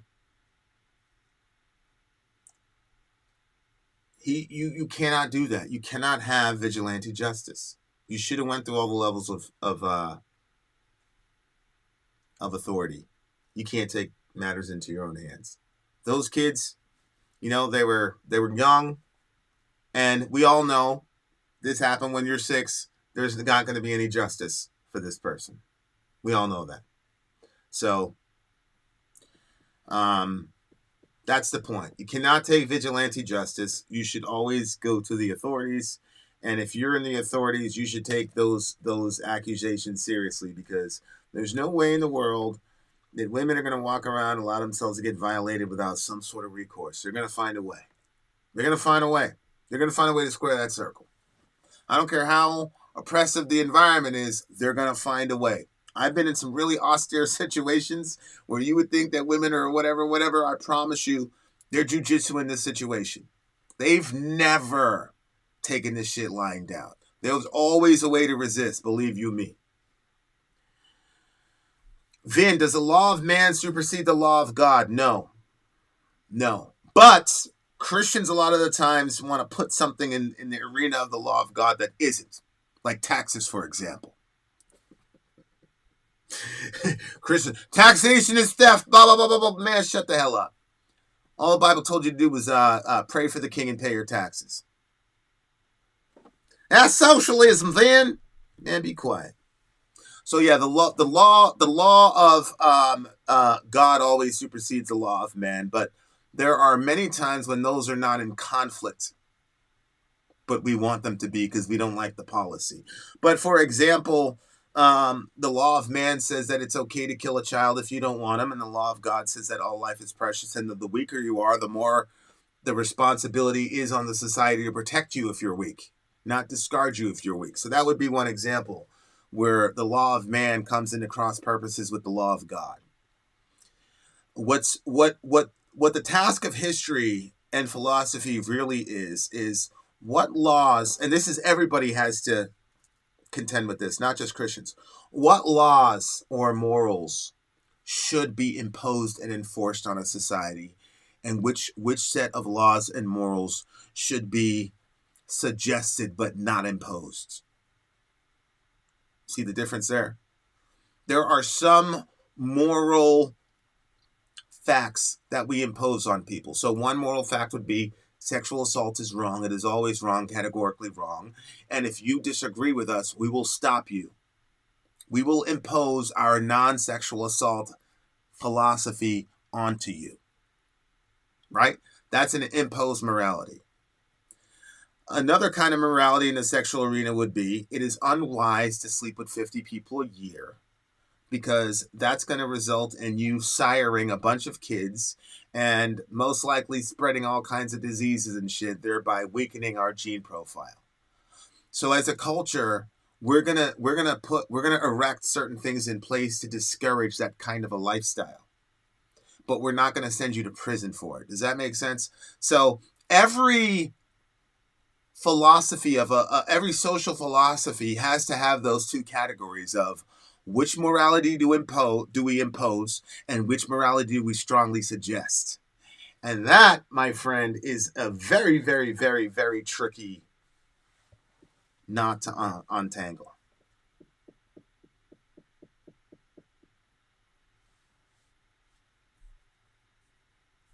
Not wise. Shouldn't we spread thy seed? No, the goal is not to spread your seed. The Bible never says spread your seed. What it actually says is be fruitful and multiply, fill the earth and subdue it. Now here's the deal. You're to multiply, fill the earth and subdue the earth. You cannot subdue the earth with a bunch of children who are not fathered. When you get a bunch of fatherless children, you end up with Chicago. So if a person has a sexual moray that says, I'm going to have sex with as many people and impregnate as many people as possible, you're absolutely fulfilling the pass on the genes thing. But what you're not doing is you're not sustaining an actual society, because no society is sustainable that way.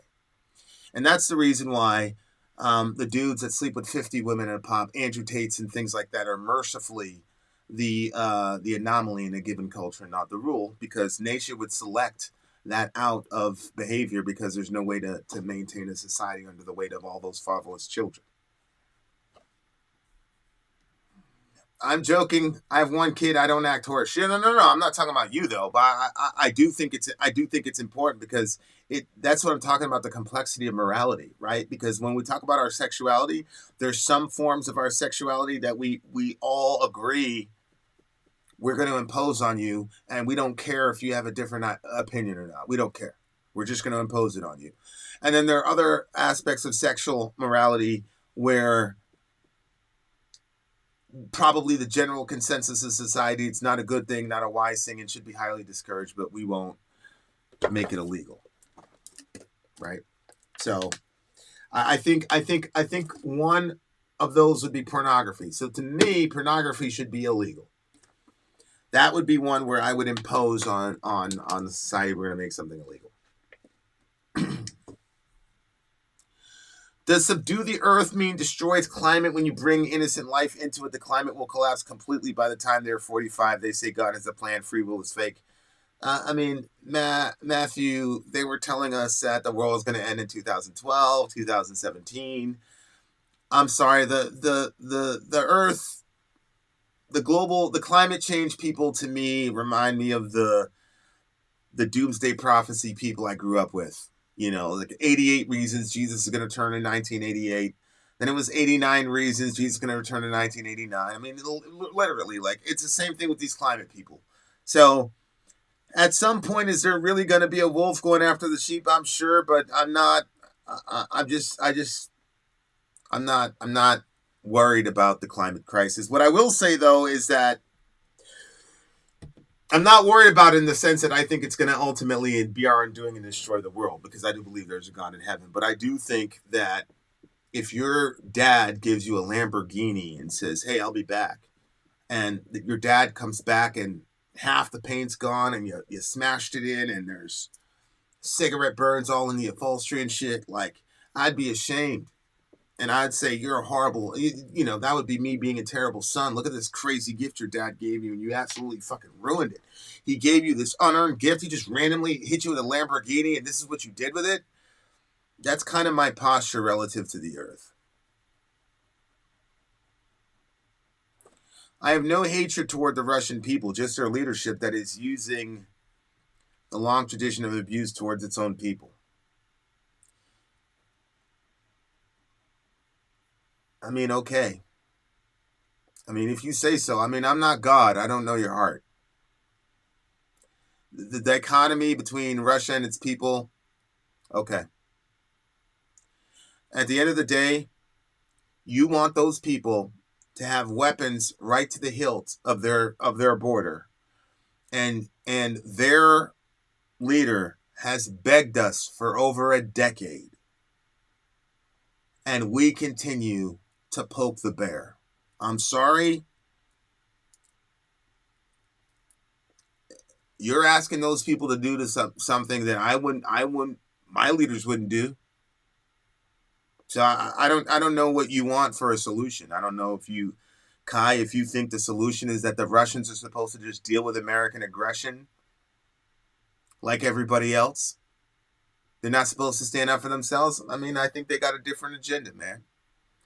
And I don't have a problem with. I understand the logic, and you know, until your country is in that situation where the lone superpower is stacking up all these weapons at your border with hostile actors in that area, you want to ignore. See, here's the problem, Kai. Like, I respect the hell out of you, but there are just way too many glaring issues about this conflict that you don't recognize. And so because you don't recognize those things, there's no way you can really speak in any convincing way about it. Because I've talked to you about like, we've talked about this for years, and there's never any alternate response. They tried to join NATO, we froze them out. We told them we weren't going to move an inch eastward. We've done that over and over again. We kept flirting over and over again with putting these people in NATO when we knew good and well what that meant to Russian people. These people at the beginning of the conflict were about to squash the beef themselves, and we went in there and stopped it from happening. These are all irrefutable facts. Now, you want me to look at all that information and say, yeah, man, those Russians did something horrible to the Finland people, so that's going to justify all this NATO aggression. I'm sorry, man. I'm sorry. It doesn't make any sense to me.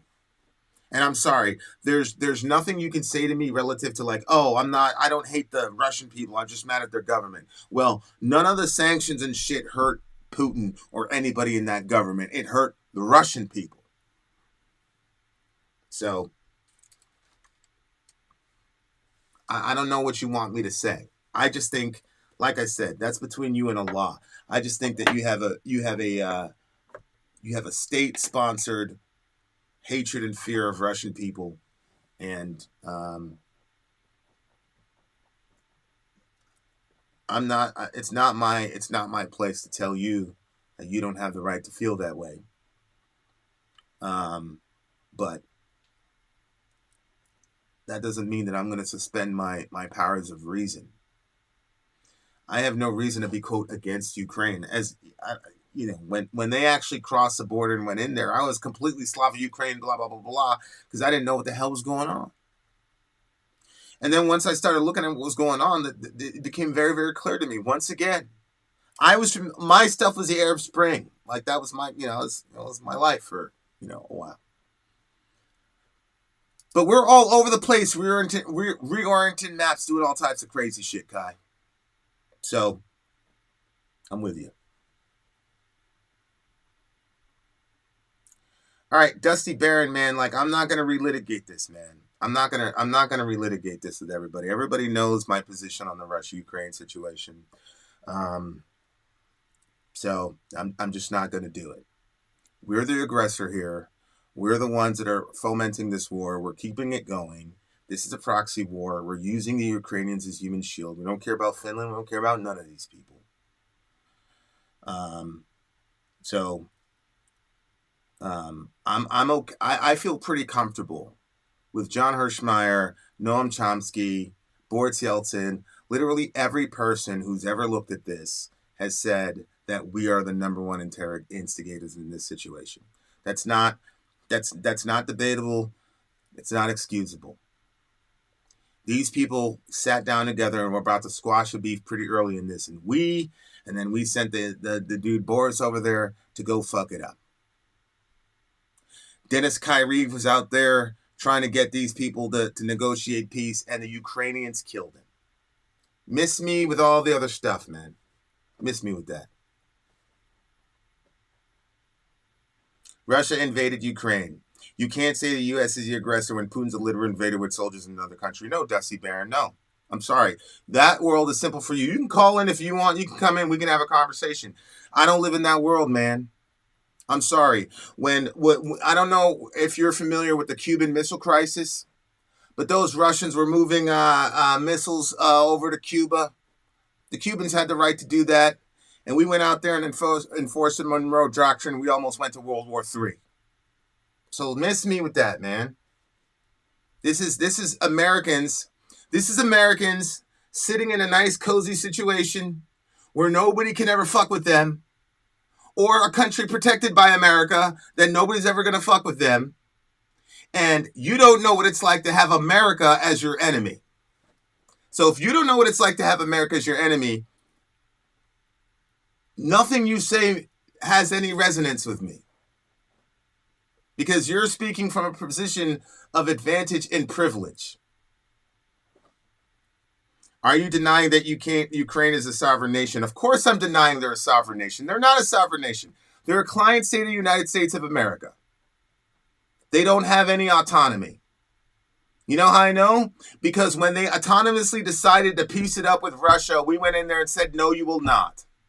How can you say they're autonomous when Victoria Nuland went in there and handpicked, hand-selected who their next leadership was going to be after the U.S.-inspired and U.S.-backed financially color revolution?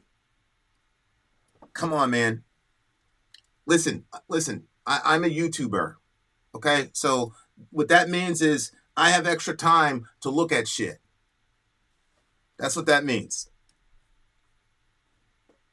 Here we go. Now look. Here we go. Hey, are you denying that Victoria Nuland is on the phone handpicking who the next leader of Ukraine was going to be? Yes or no? Are you denying U.S.'s influence in the color revolution? Yes or no? Good God.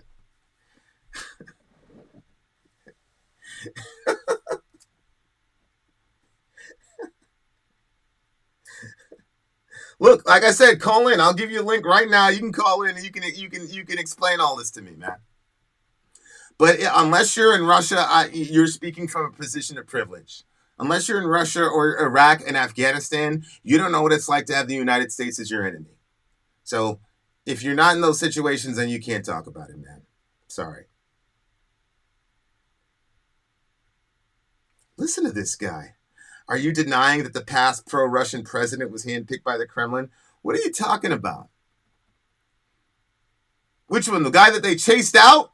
after their illegal color revolution, and then promptly decided that Russian was no longer going to be part of the state language and the state heritage, thereby isolating more people in the Donbass, which they were systematically murdering in violation of the Minsk Accords. You're not talking to somebody who doesn't know what they're talking about, bro. Put up or shut up, Dusty. No, I'm not. I'm not justifying Russian imperialism. I'm being practical and I'm being consistent. When the Cubans came, when the Russians delivered missiles to Cuba, we almost started World War III, and we were right to do so. Because it would be irresponsible for our president to let hostile actors put powerful weapons within the reach of the United States landmass without an appropriate response. So, Dusty, again, unless you've ever faced a situation where the United States was the aggressor and your country was in the crosshairs, then nothing you say is going to have any resonance with me. Because it's completely hypocritical. Yeah, I mean, look, people can call in. It's fine. Everybody knows everybody knows how I handle this thing. You're going to be able to talk more than I'll be able to talk. But if you want to come on here and explain to me why these Russians were just supposed to tolerate all this American aggression, if you want to explain to me what the hell Victoria Nuland was doing down there during the color revolution, I'd like to know. I'd like to know how you justify that. You know, I talked about Absalom and vigilante justice, and I said he should have pulled all the levers of power to get what he wanted done. This man appealed to the UN. He appealed to America. There are multiple administrations. He kept bringing it up, and we kept giving that man the finger. Stop. Okay. All right. So, Dusty, you're no longer interacting, right? Because I asked you a series of questions, and you're just giving me talking points. You're not interacting. So, look, when you're ready to have a discussion, bro, we'll have a discussion. But, you just posting talking points up here and ignoring the glaring holes in your ideology is not helping anyone. Okay, I mean, you can say things are lost in translation, Kai. They might be lost in translation, but I'm serious. It's ultimately between you and God. To me, I don't think you're looking at this from an objective perspective. I do think that there's hate and discrimination in your heart against Russian people. Whether or not they earn that, I don't know. Like I said, that's between you and your creator, man. I'll talk to you about anything, but Okay. All right, my answers are weak. Oh, well, come on and show everybody then. I'll give you time to talk. You'll be able to talk more than I am. You can come in here and show everybody how my holes are, how many holes are in my logic. The problem is you're not answering any of them. That's the problem. So maybe you can come on here and we have a conversation, then everybody will be able to see how holy my arguments are. Okay. All right, Dusty. Thank you for sharing. I appreciate it. Look, I don't want any violence against any Ukrainians. I don't think it's moral that we use Ukrainians as human shield in our proxy war. So when the Ukrainians and the Russians were ready to settle this conflict and end the beef, we should have encouraged them to end it instead of making them continue it. That's what I think.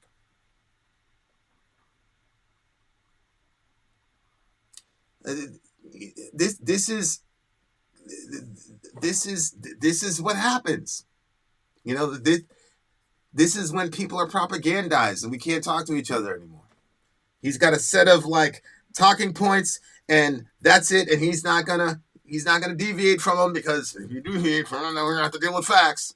See what I'm saying?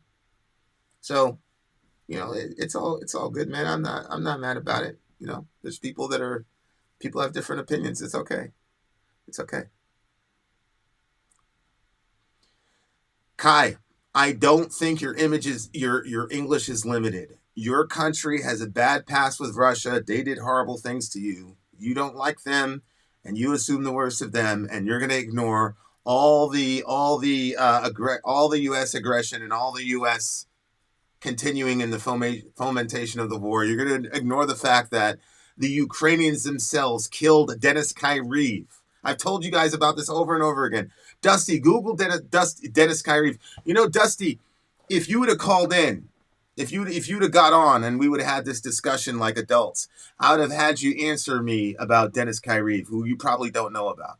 But Dennis Kyriv was on their side. He was a Ukrainian. and he was going to negotiate for peace with the Russians, and they executed him. The Ukrainians executed him in public in a town square because he was pushing for peace. This is very, very early in the conflict. I don't care if it's personal to you. It doesn't matter if it's personal to you, Dusty. It doesn't matter if it's personal to you. That's the problem with people in our generation, man. People think because they have an emotional connection to something, that validates your perspective. Dude, you got an emotional perspective because you're emotionally compromised, and it's making it so that you cannot see things logically. And the problem is, if me and you have a personal issue, then I'll care about it, right? Because me and you can solve that personal issue. But if you have a personal issue with a global situation, man, I don't give a fuck about your emotions, bro. Those are your emotions. I don't care about those. If you do not answer these questions of people that have serious issues with your side and your argument, if you just act like those questions don't exist, you're not going to convince anyone. And you saying it's personal just tells me, okay, that's the reason this guy's not dealing with any of your arguments, because that's in the context of logic, and this guy's completely emotional. And that's okay. There's nothing wrong with you being emotional. But your emotions are clouding your logic, and that's the reason you can't answer basic questions about this conflict. I don't have a problem with Ukrainians defending their territory. Nobody has a problem with that.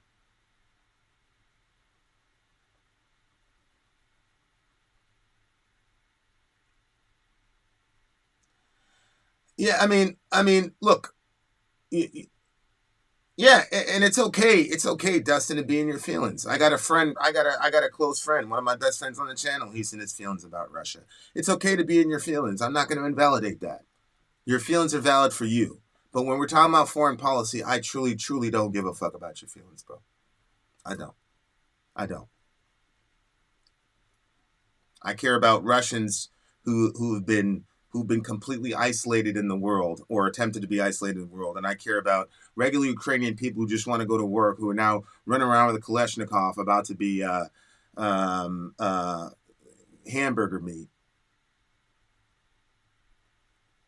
so that we can continue to weaken Russia. That was our stated goal. Why would the Ukrainians negotiate with Russians after they murdered Ukrainians? Easy, Dusty, because Ukrainians murder each other. That's number one. Number two is, that's what countries do. Let me give you an example. The Japanese, for example. You know, we dropped 2 bombs on them in Hiroshima and Nagasaki. I think those were war crimes. But you know what the Japanese did? They went and negotiated with us after we killed all their folks. You know why?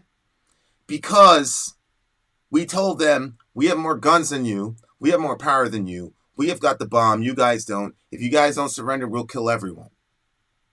So they did the rational thing, and they surrendered. Because there was no third party to come in the way and say, you got to stay in this war.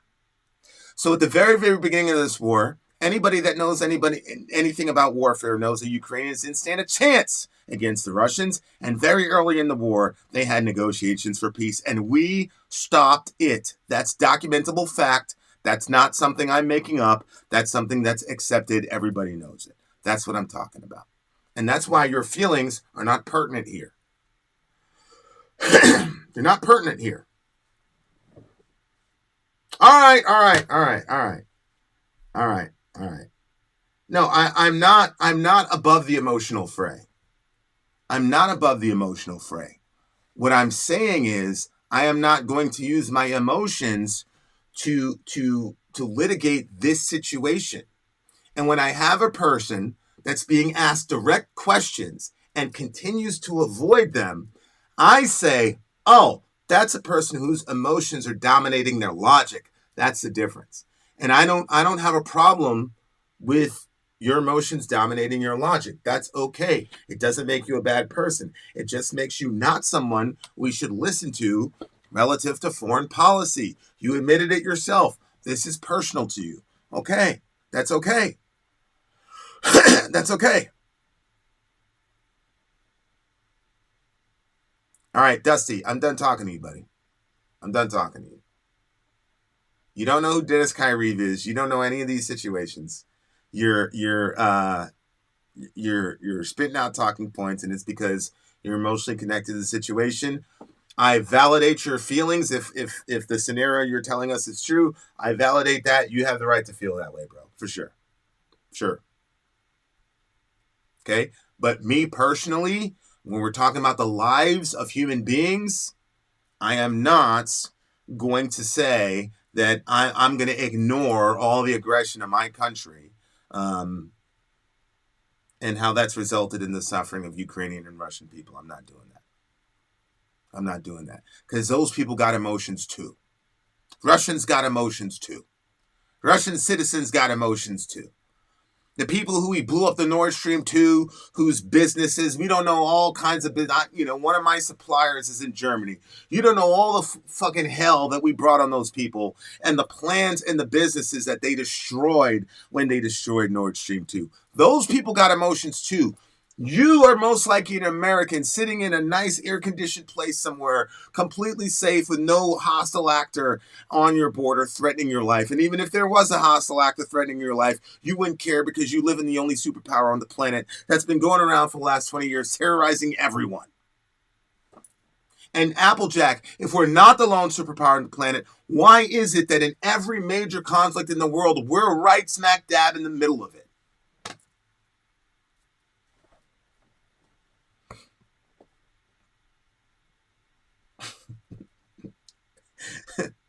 No, again, emotions are not the problem.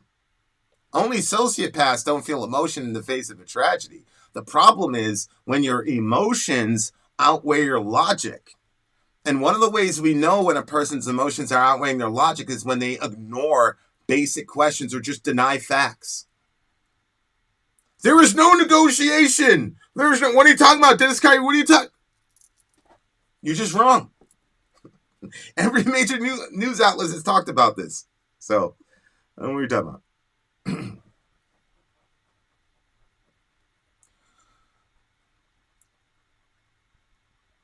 Okay, all right. Thank you, Dusty. You have been able to say your position, and that's your position. Cool, that's okay. It's America. We're allowed to disagree. I hope you respect the fact that I'm allowed to disagree with you. But come and welcome. You're welcome in our community. You and I have a disagreement. It's okay.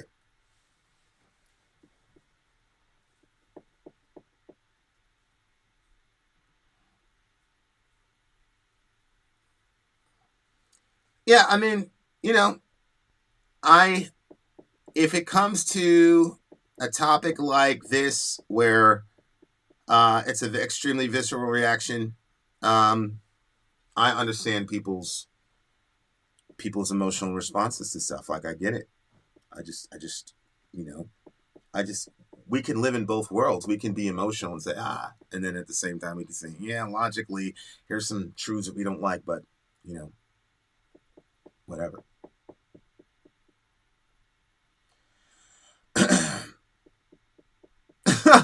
I mean, I don't know, Queen.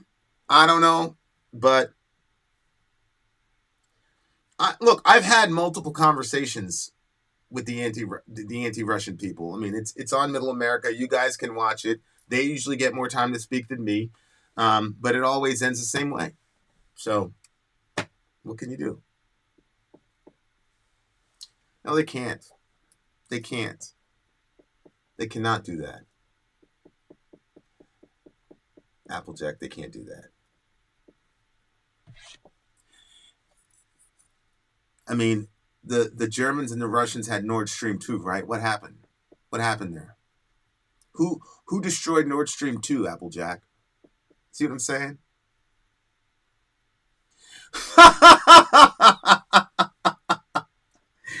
Dusty, have you not figured out that Vin is actually Putin's black brother? I'm actually Putin's black brother. You guys didn't know that because I'm a little light skinned. You know what I'm saying?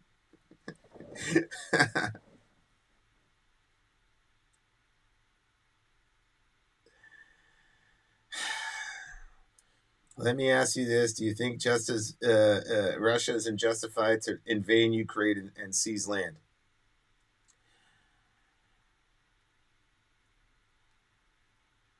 What does the term "justified" mean? So let me give you an example. We had a biblical story where somebody's sister got raped, and the people that were supposed to pull the levers of justice to make sure that that guy faced justice, they didn't do that. And so instead of going to those people and advocating for justice, he went and took matters into his own hands, and he killed the guy that raped his sister. Now, somebody asked me, was that the right thing to do ultimately? And I said, no, because he should have went to all the levers of power first to get justice done in a systematic way before taking the law into his hands. So he shouldn't have done it, but I completely understand why he did it. That's my answer. I don't know if you understand this or not, Dusty, but the Arab Spring is a concept that we initiated onto the Middle Eastern world, where you had multiple heads of state deposed, and you almost had Bashar al-Assad successfully deposed. We had with the help of NATO, by the way, we killed Muammar Gaddafi, a head of state. Okay? We killed him. So 2012 to 2020, okay? Spring started, I think, around 2010 with Nana and Iran, okay? But here's my point. You're a world leader. You just saw a U.S.-backed CIA operation to completely change the leadership structure in the Middle East. They successfully deposed the leader of Egypt and murdered the president, the dictating ruler, Muammar Gaddafi, on camera. Now you're Vladimir Putin, and we keep flirting with adding these people into NATO. And we are continuously sending advanced weapons right to his border.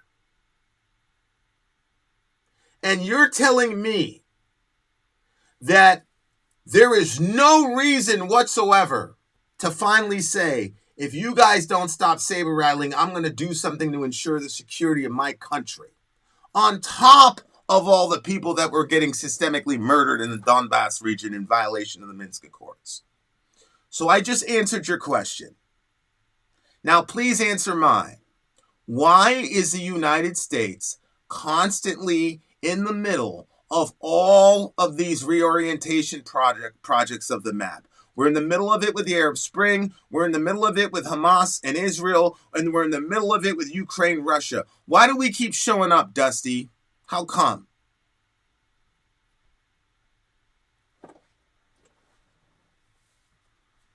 Now you see that answer that I gave? It was a thoughtful answer. Dusty, what is your answer to that? Tell me what Mr. Putin should have done in light of all that aggression. Tell me what a responsible leader should have done in light of all that U.S. aggression. Okay. So Dusty, here it is. Listen, look at this. This is insane. Because the U.S. supports the aspirations of people. That's why we're sending all those weapons in there and threatening them. It's because we support the aspirations of people. All right. I answered your question. Are you going to answer mine, yes or no? Tell me what he should have done in light of all that threat.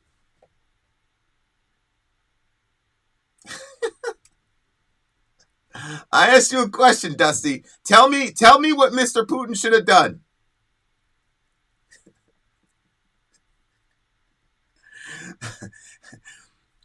Dusty, tell me what he should have done in light of that aggression.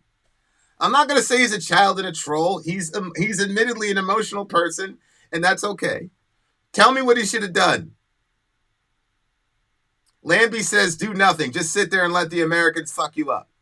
I'm sorry. I don't think Putin's that kind of person. I don't think he's built like that.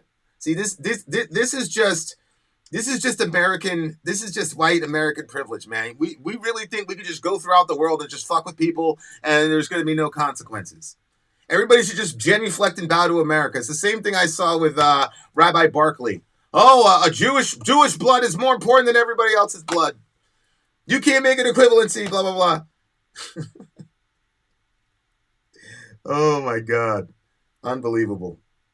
Unbelievable.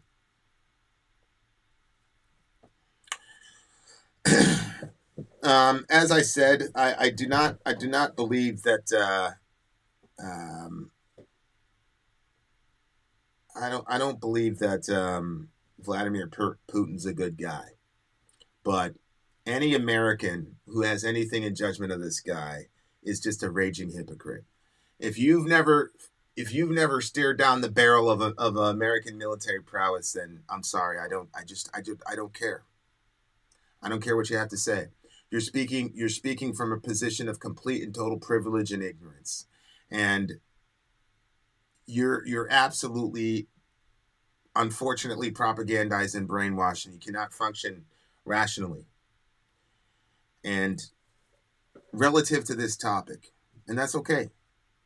But what you're saying doesn't make any sense. It doesn't jive with history, and it doesn't seem to me that you're actually familiar with the actual players in this situation.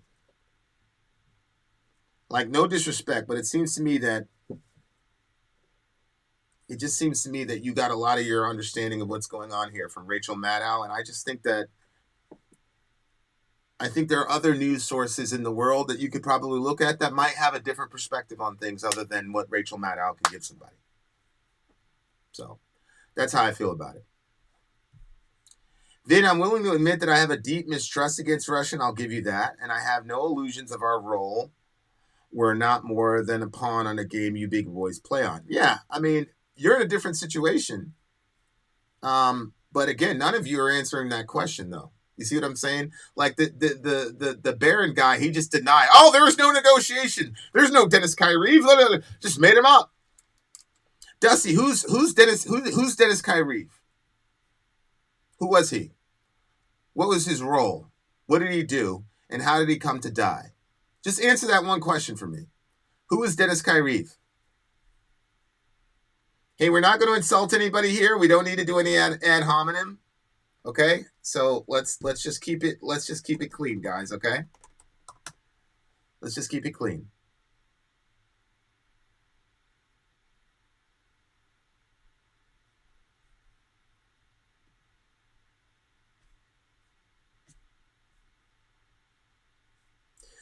Yeah. That's just so crazy to me.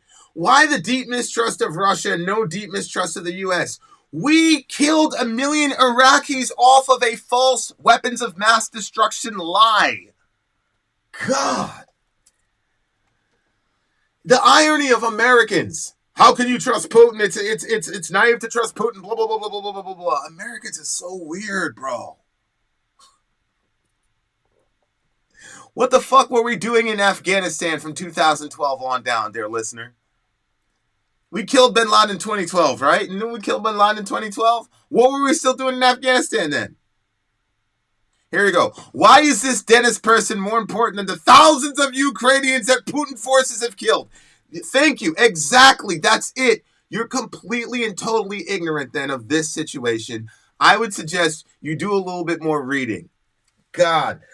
It'd be like me saying, well, like, what about, the assassination of Abraham Lincoln? What does the killing of one person have to do with all these people that died in the Civil War? Oh, my God.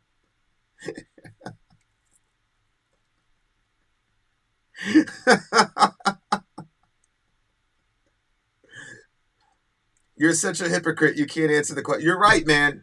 You're right. Everybody can see right through me. I can't. You got me. You got me. You had no idea who Dennis Kyrie is or how he came to be killed. And your response is to say, what does he have to do with anything? Okay. All right. Why is Dennis more important than the Ukrainians who have died? Okay. This is the last thing I'm going to say to you, Dusty, because this is an exercise in futility. He is not more important than anybody. Unlike Michael Barclay and apparently you, I believe all blood is equally valuable. But not all blood is equally as consequential. If a person dies at 95 years old, we're going to shed a tear maybe, but we're going to say that's the cycle of life. We're not going to take any existential lessons from that other than people get old and die. However, if I'm in a situation where somebody kills a 9-year-old, that now has different implications. Dennis Kyrie was killed not because he was on the front lines fighting and died in a war. He was not killed by Russians for fighting Russia.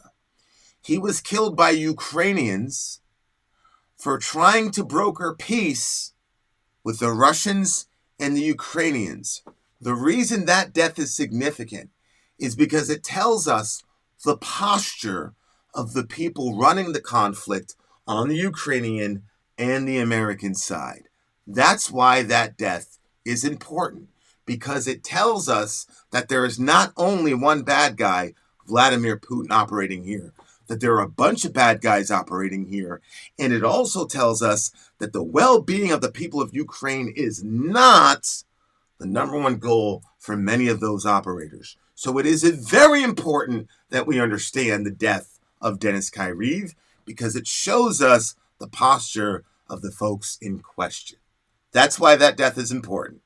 Now, Dusty, I hope you humble out here, because if you don't know who Dennis Kyrie was, then you obviously don't know the inner workings of what's been going on with Russia.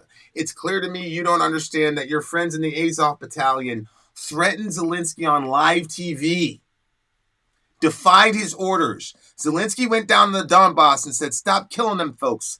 And your friends in the Azov battalion laughed at him. And then they published in the newspaper that they would hang him in the town square if he ever betrayed them. Those are the people you're advocating for. Again, that is why Dennis Kyrie is important.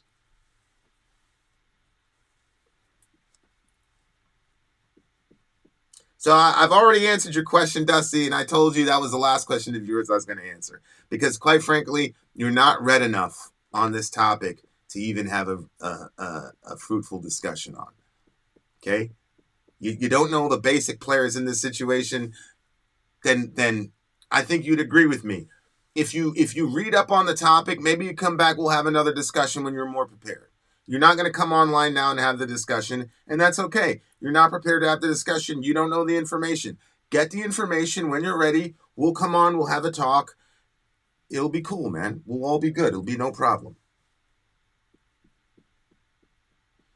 You don't know what I know. Okay, that's fine, man. You're right. You know more than me about it, bro. I mean, I barely graduated high school, so you probably know more than me about it. We don't even need to talk about it. You're right.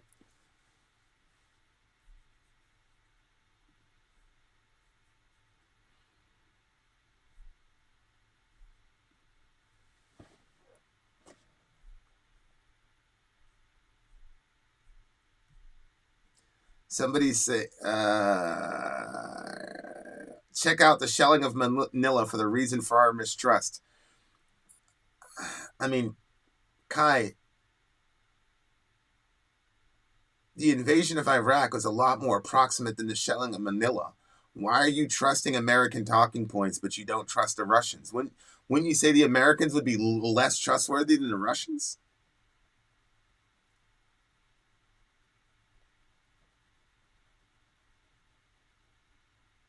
Dusty, it's completely untrue. Everybody has the right to defend themselves. If a crazy, deranged, sick, pedophilic rabbi is going after a black girl, she gets to defend herself, right? But that goes for everybody, though. The right of self-defense is for everybody. You know, one of the things they tell you when you're out in the range and you're taking a weapons course, they tell you if you pull that weapon, you better shoot that weapon. And then where I'm from, they tell you, you shoot that weapon, you better empty that clip. You know why? You don't pull guns on people and threaten people. That usually results in the death of a lot of people. Now, you want this man to stare down the barrel of a gun for a decade when we have demonstrated as a country we don't give a fuck about you being a national leader. We'll kill you on camera. I don't know if you know the way that Mr. Gaddafi died, because you didn't mention that in any of your responses. Please, in your next response, please recognize the fact that NATO had a hand in the murder of Muammar Gaddafi. So you're a world leader who has seen that the Americans do not give a fuck if you're a world leader. They will kill you on camera. Mr. Gaddafi was sexually assaulted before he was sent into the next world, by the way. So you're a world leader and you see that, and here come the Americans putting a gun to your face for the next decade. Now, Dusty, I need you to focus. You and I both agree that if Ukrainians get attacked, they have the right to defend themselves. Now let me ask you a question, and please answer honestly. Dusty, if you had a gun behind your back, and I went to your face and I pointed a gun at you, you said, hey man, I'd really appreciate it if you took that gun out of my face. And I say, nah. I put the gun on you again, and you say, man, I'd really appreciate it if you took that gun out of my face. And I say, nah. Then my man comes up and shoots your friend dead in the head. Boom! Then I keep the gun in your face. Then I go out and shoot another guy.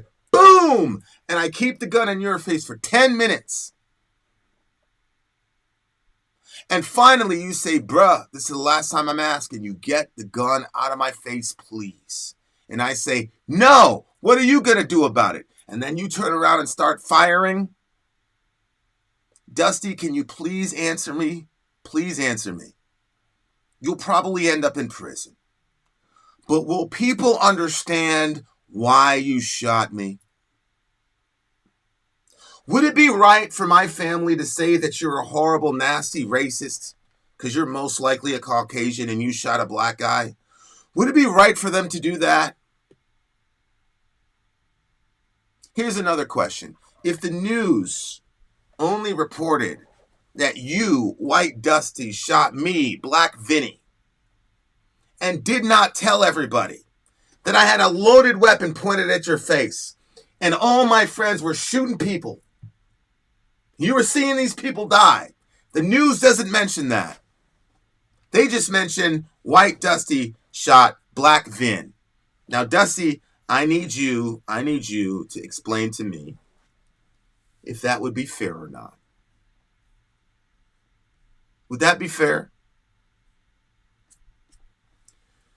And if the news only reported that White Dusty shoots Black Vinny, would that be honest reporting?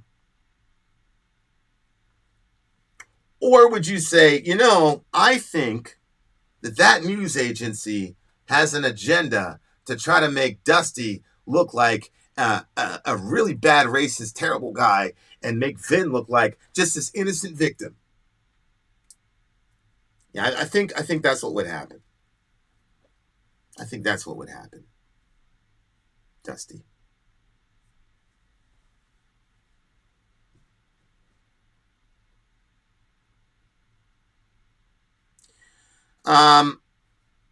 Vin of the Dead, I've invited our brother on multitude of occasions to come on and have the actual chat on video or audio, whatever he likes. For whatever reason, he has declined that invite.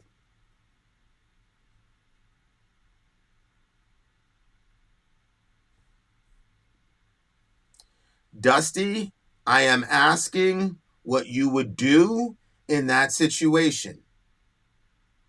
And I am asking how you would interpret somebody who only reported those facts and didn't give the context to make you look a certain way.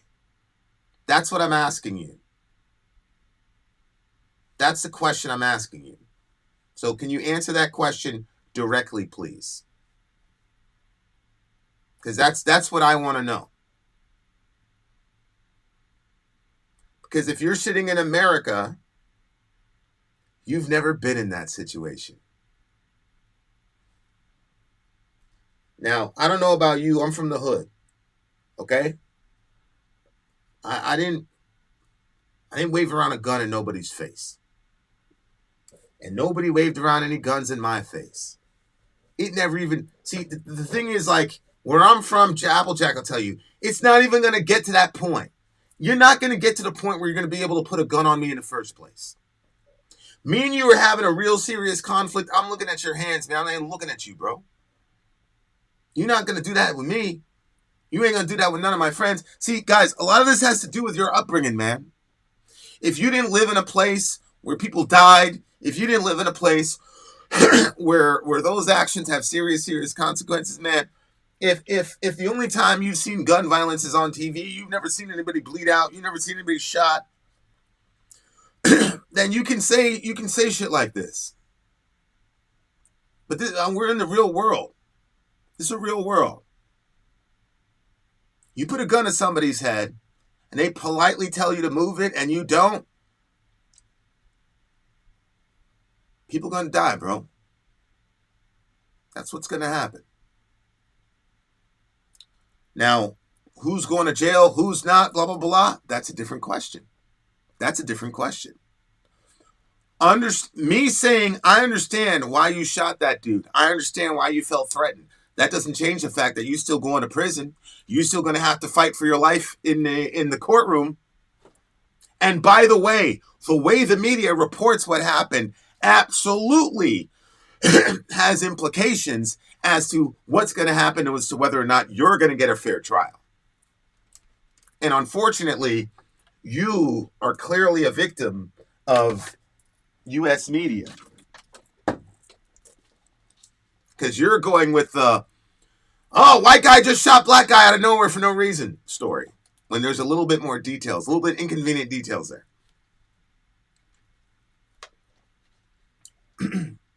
Okay, Dusty, you're not answering my question.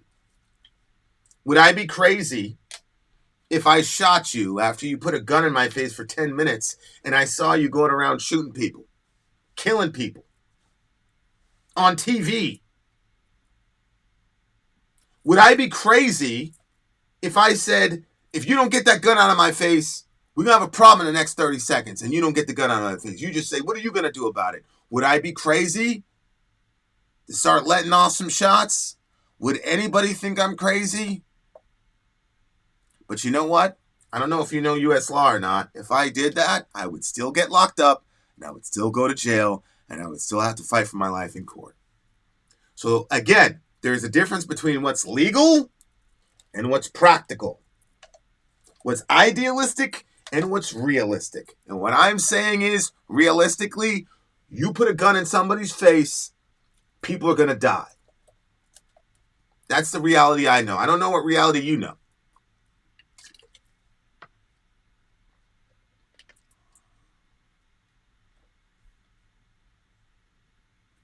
Dusty, answer my question.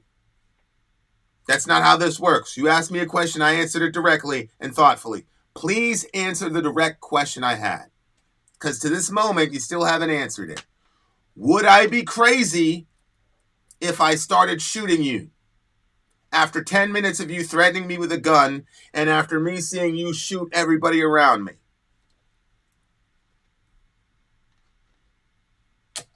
Okay, I'm going to ask the question one more time. And if you don't answer the question directly, I promise you, I'm not going to block you, but you're going to be completely invisible to me. Because I've been very, very patient. For the last time, Dusty, it's an easy yes or no question. Would I be crazy to shoot? Okay, no, of course. Okay, so I would not be crazy if you were threatening me for 10 minutes, you're shooting everybody around. I would not be crazy. Okay, thank you. Thank you. Okay. That's okay. Thank you. Okay. So then now we have an understanding. Okay. All right. Okay. So we have an understanding. Look, it doesn't have to be a left-wing, right-wing thing. I know a lot of right-wing people who are mad at Russia, mad at Putin, blah, blah, blah.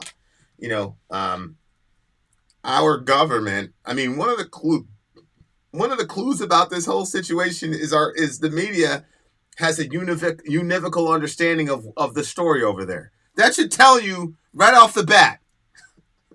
Right off the bat, that should tell you. Okay, good. Okay, so then, okay, great. So what we need to do is get America to stop putting guns in everybody's faces. And look, if Putin still does a whole bunch of dumb shit to people when we get the gun out of his face, then you guys can go ahead and say he's this, he's that, he's blah, blah, blah, blah, blah. But as long as we got the gun in his face, I'm sorry, he's got an excuse. It's that simple. It's like my mom used to say, stop giving these people excuses. Don't give these people excuses to fuck with you. If Putin's that bad, then he'll be that bad. We don't need to instigate it. We don't need to get in the middle of people trying to broker peace deals and then have us go in there and fuck it up. Stop it.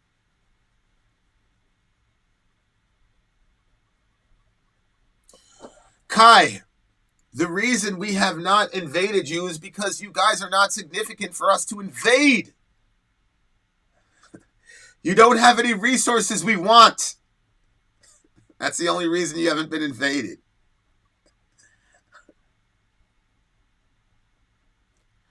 Yeah, I understand why Sweden would feel that way. I don't think Sweden is crazy. Sweden is trying to survive in the hellscape that we've just created over there. I don't think they're crazy at all. But I don't blame Russia for that. I blame America for that because that's what we wanted to happen. Now you're starting to figure it out.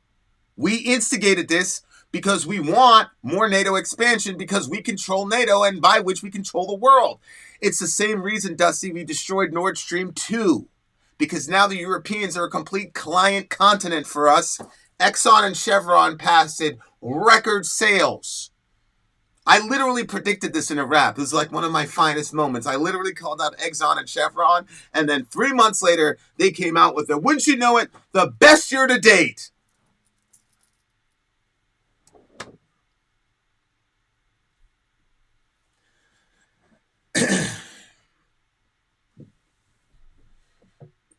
So, that's where we are.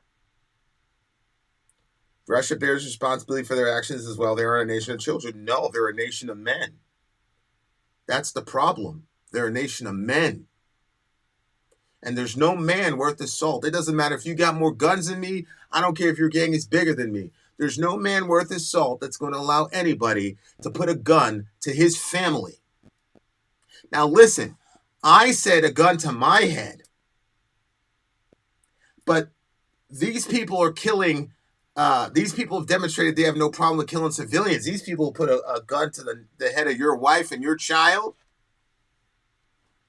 And you waited 10 minutes before you defended your wife and child? A person could argue that Mr. Putin waited too long. How are you going to let somebody point a gun to the head of your wife and child and you had a means of stopping it and you didn't do anything? Perspective changes. Perspective changes. Look, I don't think Vladimir Putin's a good guy. Anybody that's part of an intelligence apparatus of their country is not a good person. I think those are mutually exclusive. I think those are mutually exclusive ideas. That's what I think. Okay, man, you say that if you want. You say that if you want. But Putin was asking us for years to stop clogging up his border with our advanced weapons. We didn't do it. And so at some point, somebody finally in the world said, no, America, no.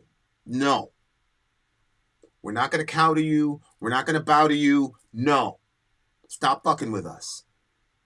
We'll blow the whole thing up then. Okay. Americans need to take that. We need to take that lesson and we need to say, okay, maybe we need to pull back here. Maybe we need to pull back and stop being involved in everything. Once again, Dusty, every major conflict right now, we're smack dab in the middle of.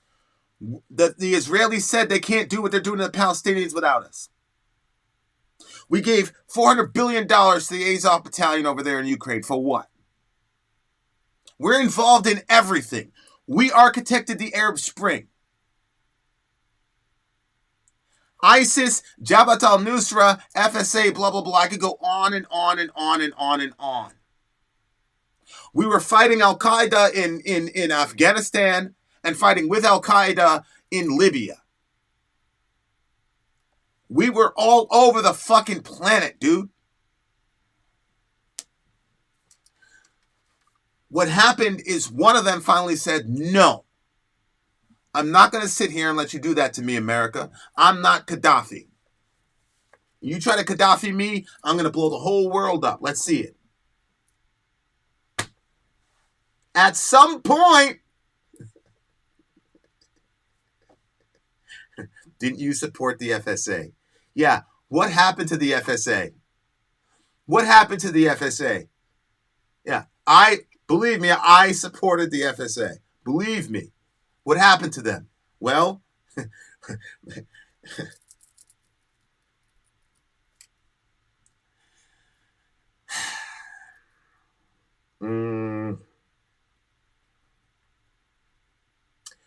I don't care.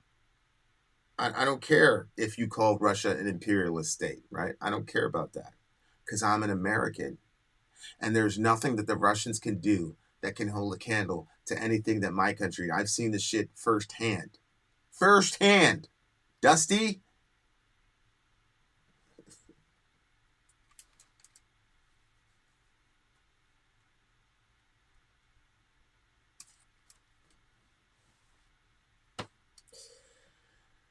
Look, you and I are not disagreeing anymore. You said in the analogy that I was not crazy if I got out my gun and just waxed you for threatening me for 10 minutes on end after I asked you nicely for 10 minutes to stop fucking with, stop putting a gun in my face. So you and I are not even, we don't have any significant disagreements anymore.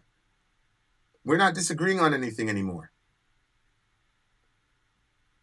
You know, you and I are pretty, you know, that's it.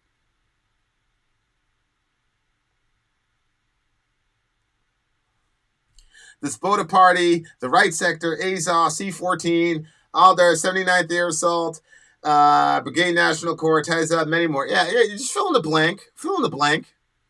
We're not even going to talk about how your man delegitimized all the Refusnik and Peacenik parties, which is a fascist thing to do. We're not going to talk about how he nationalized the media, which is a fascist thing to do. We're not going to talk about how they were setting up heavy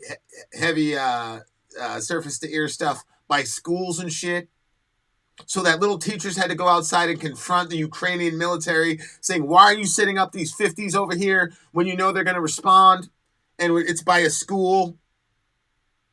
Or in Mariupol, where they set up their talk in a fucking hospital. You set up a talk in a hospital. Sorry, man. You're not talking to people that don't know what's going on here, bro. Thank you. Thank you. Love your content. Enough words. No choice. Yeah. Yeah. Look. Look. T Will. I get it, bro. I get it. I get it. I can't personally bring myself to vote for the man, but I get it, bro. Especially as a black man, I get it. Because at the end of the day, I didn't have Russia-Ukraine during Trump, and I didn't have Israel-Gaza during Trump. As I've said a million times, that man waited until he was absolutely sure that Mr. Biden was going to be the guy. And as soon as he got confirmation, he was like, yo, we out of this shit, nigga. Let's go.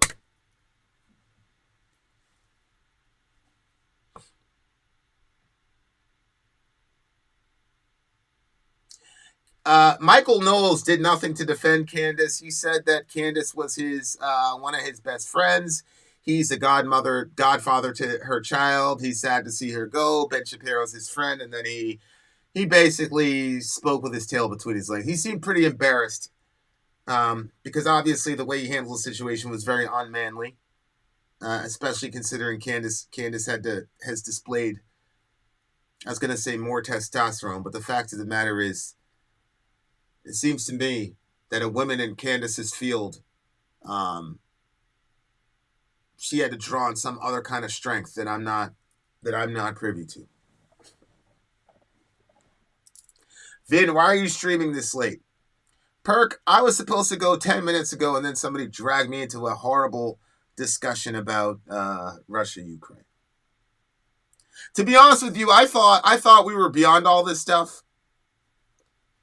You know, I think everybody knows now that Russiagate was complete and total bullshit. I think people are probably too embarrassed to bring that up.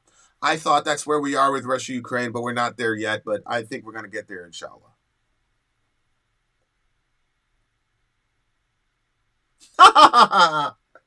Putin got everything he wanted for Trump. No wonder he did nothing. Right. Dusty, I've got an entire video where I'll send you the link, where there was a Russian national that was cataloging all the Russophobic actions of the Trump administration. Again, you can feel how you want to feel about Mr. Trump, but Mr. Putin did not invade Ukraine until he was certain that Trump was gone and Biden was in.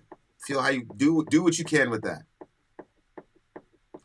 Do what you will with that. There are still people believing that Russiagate is real. Jeez, God almighty. I mean,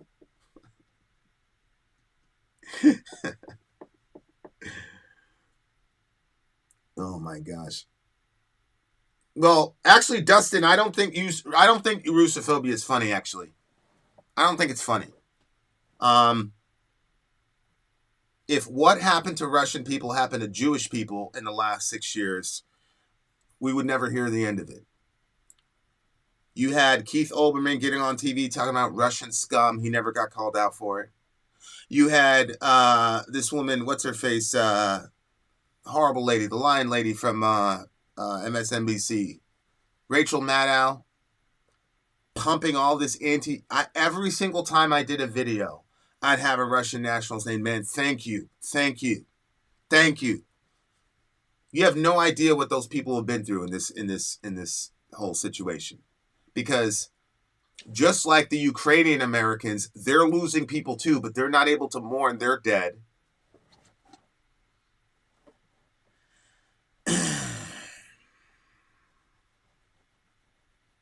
Rachel Maddow is still a Russiagate truther to this day. SubhanAllah. Unbelievable.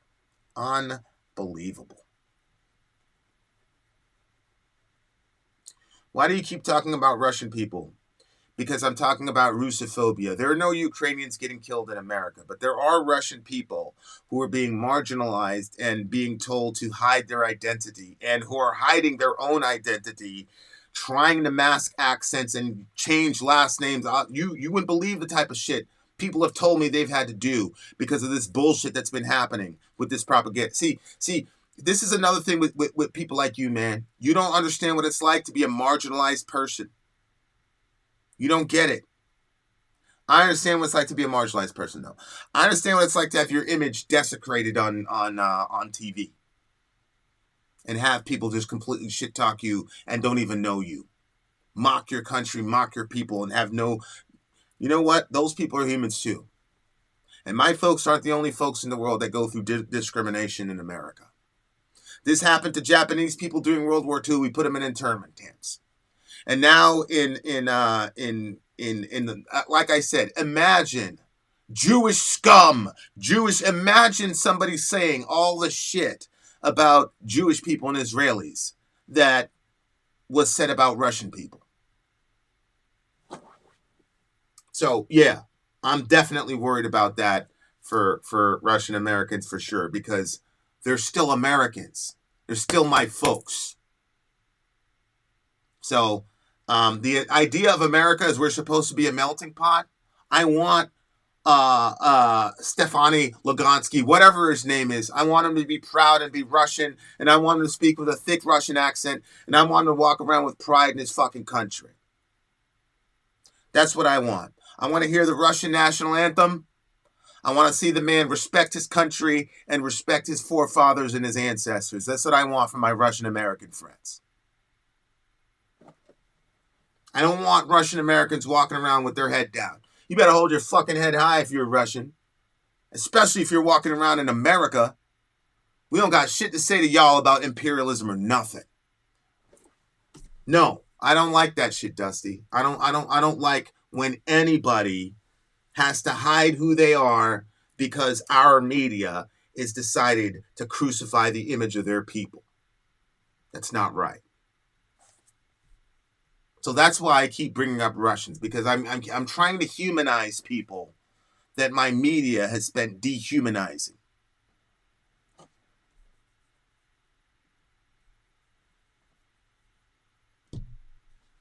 Well, okay, so Mech, your grandmother named your mother after a Russian exchange student she was friends with as a young woman.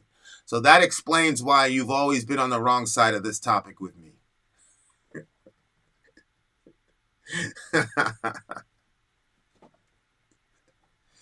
Okay, you're a Mexican American, then it's stuck for a law. Then you shouldn't have asked me that question then, bro. That's why I'm talking about Russophobia. Because you laughed about it. You made it sound like it was a joke. But I'm the one getting the emails from the people telling me they're hiding their accent and they're considering changing their last names. I'm getting those emails. I got them. So it's funny to you. It's not funny to me, bro. That's all I'm saying. That's all I'm saying. I don't care about your Russian name. When I brought up Russophobia, you laughed, bro. And this shit is not funny to me. That's what I'm saying. I've been the recipient of phobias and isms my whole life in this country. And I don't like it when I see it happen to other people.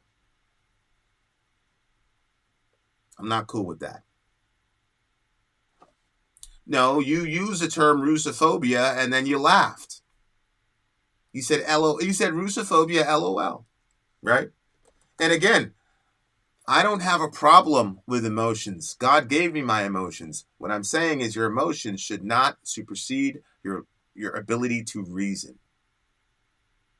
And so what I'm saying is Russophobia was a problem. It still is a problem. And you can laugh at it if you want, but I don't care.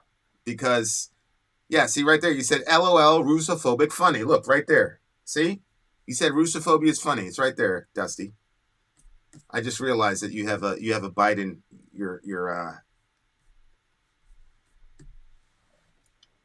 Biden is your icon. Biden is your avatar, and you claim you're Mexican American, but you're out here with Biden as your avatar. All right. No, I made a comment about Russophobia, and then 30 seconds later, you posted Russophobia, ha ha ha. Okay? Now I'm starting to figure out why you won't call in and have the discussion.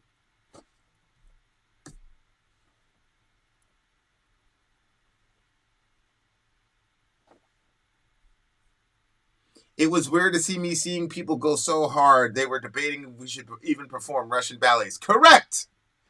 Which is if you know anything about ballet, is like banning French people from cuisine. It's ridiculous. We had tennis players that because they wouldn't deny their Russian heritage, all of a sudden they were blacklisted. Man, y'all crazy. I mean, Dusty, you can say that, right? I wasn't laughing at the concept of Russophobia. You're getting emotional. You can say that, but everybody saw the text, bro. Everybody saw the text. It's right there. So, I mean, you could try to, rewrite history. But it's right there, man. So, I mean, I don't know what to tell you. I mean, we posted it for you. So, I mean, I don't know what I don't know what you tell. I don't know what to tell you, man. It's right there. You know what I'm saying? Like, there it is again. LOL, Russophobic, funny. All right. So, I mean, I don't understand. I don't understand how denying it now is going to help you. Okay, I'm twisting your words. So you were not mocking the concept of Russophobia when you said LOL, Russophobia is funny? All right, I'm twisting your words. My bad. I don't want to twist your words. He didn't really mean that. And here's Dusty. Here's Dusty, Biden 2024, and you're claiming you're Mexican American. All right. I mean, all right. I mean, he hasn't been the nicest to Mexican people, but all right. Didn't he just use the word illegals in his State of the Union address about? Okay, all right. Maybe you can ask me what I meant by that. I mean, I don't need to ask you what you meant by it. You know, I mean, you said what you said. You know what I'm saying? I mean, you said what you said, bro. Like, I'm not. You know what I mean? Like, it's hard for me, like, cause like I don't know, like what I don't know, like why that. Why would you choose that to try to deny when it's like in black and white, or black and red and white actually? Why would you try to deny that when it's like right there, we can all see it? All right, you're right. All right. My bad. Any Negro voting got Biden brainwashed. Wake up. Hey, I was John the Baptist in this bitch a couple years ago, bro. I was the only one saying, "What are y'all doing? This is the crime bill guy. This is the you ain't black guy." But Talon, what else can we do? This man went on your show to Charlemagne the God, who's supposed to be the archetype of the black male, like, you know. And he went on the show, said you ain't black, and Charlemagne didn't even check him on it.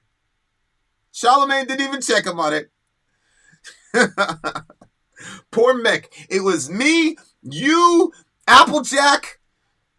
It was me, you, and Applejack, and Mick, Talon. We were the we were the lone voices in the wilderness telling our people, "What are y'all niggas doing? What you niggas doing? Don't vote for this man. What y'all doing? He's putting niggas in jail and dying. What y'all on? Come on, man." We were by ourselves in that bitch. We were by ourselves out in the wilderness. Them white folks wouldn't even give us a drink of water. Them Democrats over there wouldn't even give us a drink of water when we're out in the wilderness. Meck will tell you she was there. She was there. She was there. It was me, Applejack. It was my brother Talon. We were out in the woods by ourselves. We had some white allies. We had Perkinos. Perkinos came and gave us some water a little bit in the wilderness there because the Democrats wouldn't give us nothing to drink. What was it? Hey, you don't want your kids living in a racial jungle. You don't want your lily white babies going around hanging out with them Negroes. Yeah. Hey, look, bruh. Look. Dusty, I'm not mad at you, bro. I appreciate your contributions. I appreciate your conviction, man. Like, I think that's great, man. You know what I'm saying? I think it's cool. You know, emotions are who we are as people. God gave us that, and a lot of times, like, emotions are important, man. They really, really are. Yeah, Vin. Biden released everyone in the feds who was locked up for simple weed charges, even though there was no one in there for that charge. Right. It's a real major overhaul of the. Isn't that what Kamala said? We need a major overhaul of what Kamala is her name. We need a major overhaul of the justice system. Shout out to Kamala Harris. Shout out to Kamala Harris. And shout out to Dusty, man. Like I said, it's not easy to, confront somebody. It's my channel, blah, blah, blah. Obviously, because of where we are, he was taking a minority position. You got to respect it. You got to respect somebody who, operates according to their convictions. Like, that doesn't mean I agree with it. That doesn't mean I say that it's their valid points. I think that there's a lot of work that Homeboy has to do in order to be able to speak intelligently about this topic in a convincing way. But at the same time, the cojones of somebody to say, I'm going to disagree with the main guy on his show and I'm going to be in the minority, but I'm going to stick by my convictions. Whether or not you agree with him, you got to respect it. Because that's a disappearing art form, because most of these conversations are just echo chamber situations where everybody agrees with everybody and everybody, tries, everybody toes the party line because they want to curry the favor of whoever. So anytime somebody disagrees passionately in the face of all that contradiction, you got to respect it. That's just my feeling on it.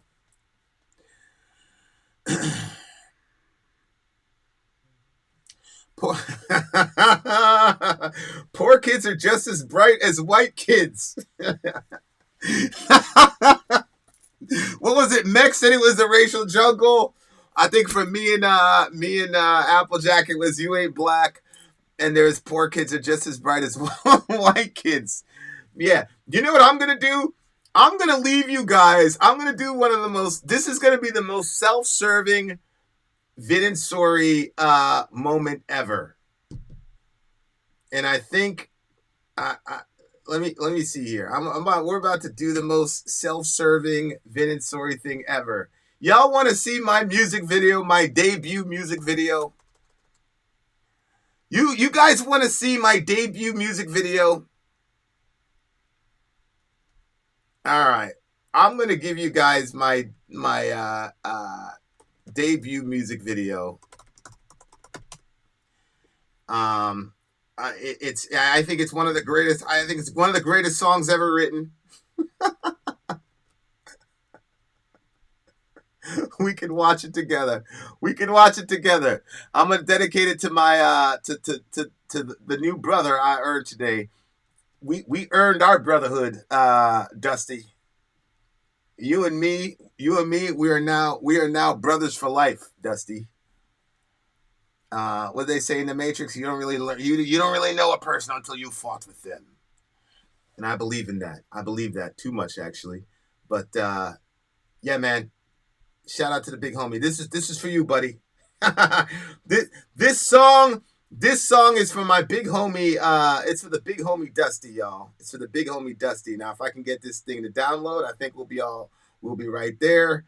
And then you guys are gonna be blown away. You guys are gonna be blown away by the lyrical prowess. You're like, oh my God, yo, my brother's like a rock star. Oh my God, this dude is the truth. This dude is the truth. I'm fucking with y'all. Y'all gonna laugh at me. You gonna laugh at me. You gonna laugh at me. Hold on, let me get this converter here. Boom, copy and paste. Boom, I accept the cookies. I accept them. Oh, man. 4th of July is the name of the song.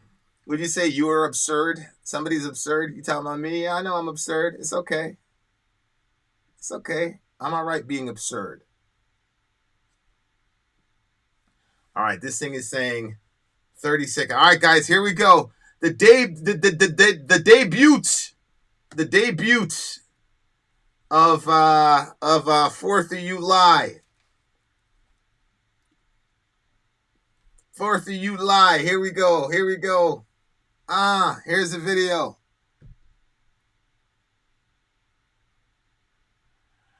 Yeah. Shout out to Joe Biden.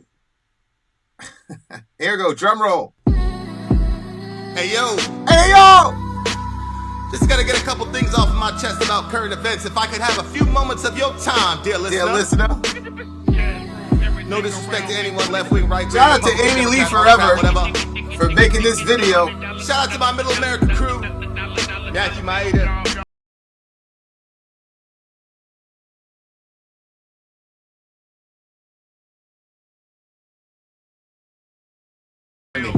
I know this dude from Iraq, he wants Hussein back. Every time we solve a problem, it's like 2 came back. Democrat or Republicans, a 2-lane track. This man went on to your show and told you, you ain't black. No respect, no decorum, but you still voted for him. Bernie Sanders marched for you, but you couldn't show up for him. Man, they rocked y'all to sleep. CNN is chloroform. Breonna Taylor's still dead. You ain't getting no reform. Nope!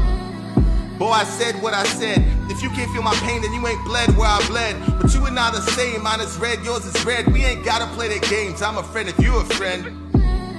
Can't let them divide us. If we got differences, we gotta set them aside. Cause if we let these killers win, then the West won't survive this. And Earth will be a parking lot bereft of survivors, bro.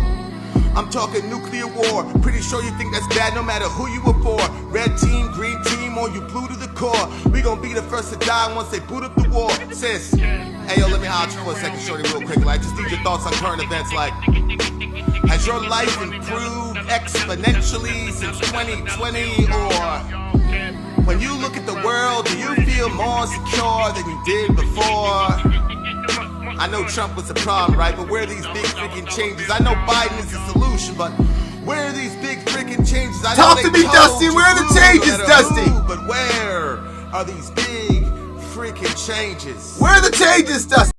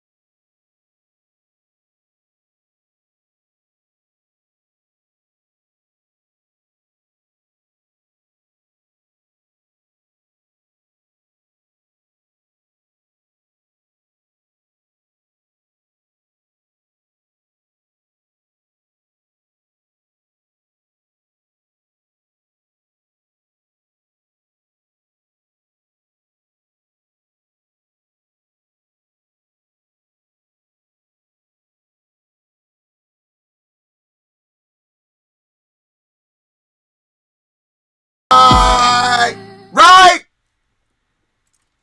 We ain't gonna listen to none of that propaganda no more. Shout out to Dusty. We are the change. Spitting facts. Hell yeah. I got a. What's going on? Somebody called out my man Perkinos. Perkinos is like literally the most genuine person on this forum. What you mean, bro? Hey, Mick, I got another one. Out, but I wrote it after a police shooting. So I don't know. I'm gonna send it to like a chosen few group of people to see if it's like responsible to even put out. But yeah. Wow, I was really blown away by the lyrical prowess, just like you said. I was not paid to say this. There you go. Ha ha! Checks in the mail, Perk. Hey, I appreciate it, Jet. I appreciate it. Actually, all the credit really goes to where's she at? Helena. She did all my production. The Palestine rap is the Palestine song is a metal song actually. I was too emotional about the Palestine thing to just rap about it, so I had to.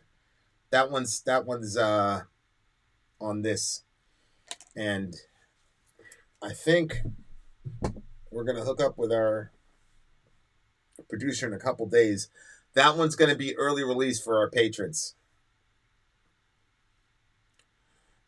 Yeah, hell yeah. For sure. Shout out to Dusty, man. Anybody that's willing to do the debate, man, is good in my book. Hell yeah. On such a messed up greed. I know. We made that shit look so legit. And it's gonna be good. Yeah, hell yeah. Call in.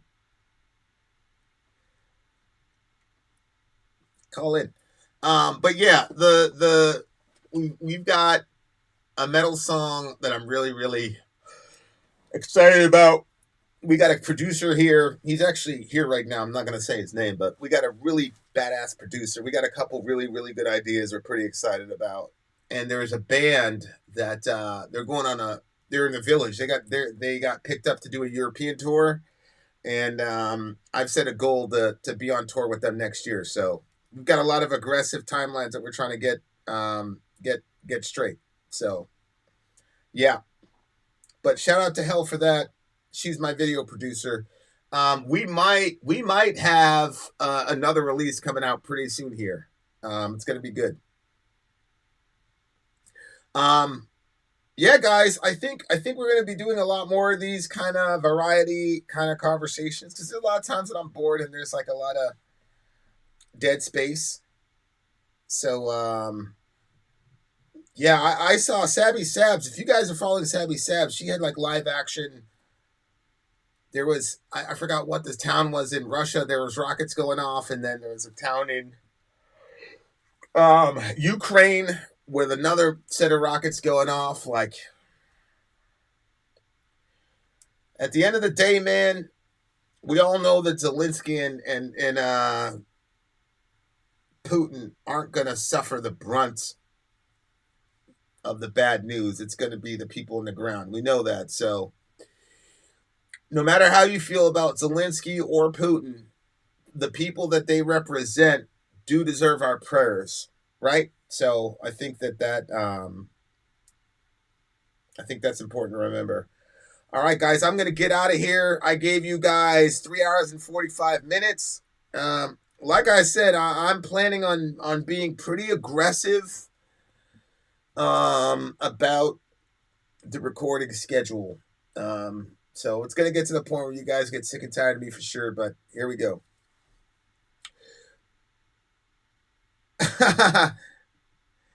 Yeah, that's crazy. You got booted from that group chat, bro. That's absolutely crazy. So thank you, Chicken Beak. That's a really high bar. I mean, Sabby's been consistent. The other thing about Sabby, like, she's out on the street, like, she's out there, like, literally she's out there. That's why in that video, like, at the end, I shouted her out, because, like, she's really, really, really, like, pounding the street, doing the work. You know, a lot of us are, I don't want to say we're play acting, because, like, what you say is important, but when somebody's actually on the street doing the shit and has a job, because she hasn't, like, gone completely, you know, independent yet. People think that YouTube, like, if you get a certain thing, like, you're automatically, it's not like that. We're very blessed because we had a specific kind of business model. But for her to have all those plates spinning around at the same time, and she's still out there actually doing the work, she's incredible. She's incredible. I appreciate that, Mech. I might include that in the next season of Middle America. That statement, like, intelligence and compassion, I think is it's important. Some days I'm good at it. Other days I'm more passion than reason. You know, it just depends. You're always trying to get better. All right. All right. Much love to all you beautiful people. We got to get out of here.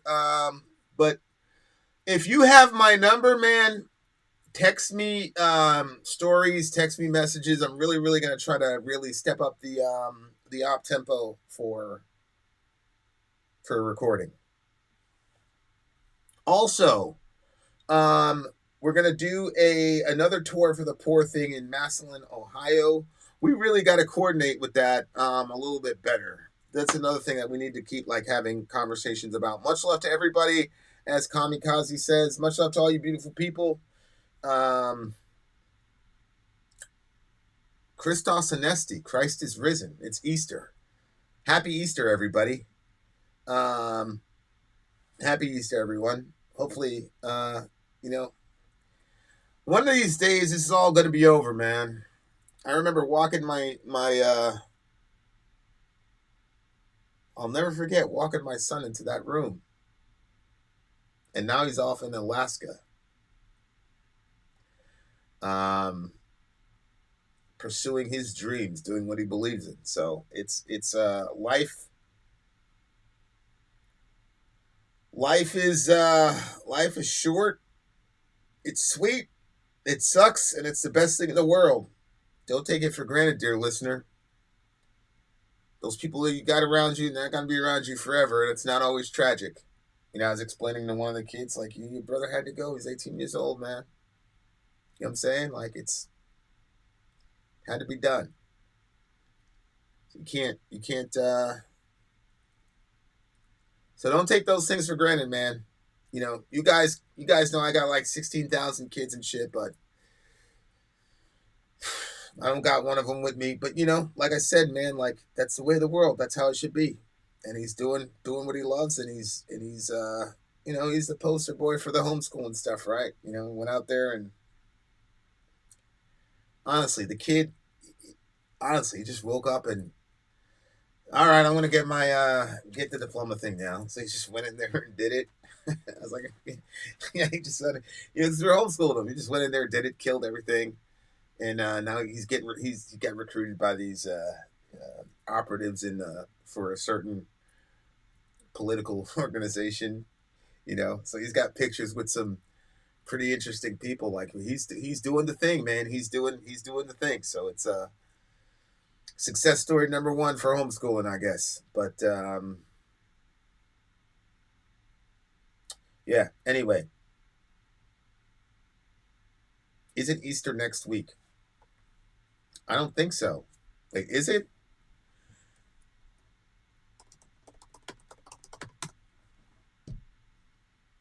Is it next week? Yes, it's Sunday, March 31st. Okay. That's tomorrow. Oh, so it's next week. All right, good. So I was like, yo, like I'm the worst Christian in the world because I didn't have a very good Friday. I thought it was Good Friday last Friday. I was like, man, I'm the worst Christian ever. Okay, I feel a little bit better now. All right. It's Palm Sunday though. Okay, Ozzy, you're right. It's Palm Sunday. Yo, we have to like hold this moment in like hell. Me and you are going to be talking about this moment in 10,000 years. This is going to be the time when hell rightly corrected Vin on theology.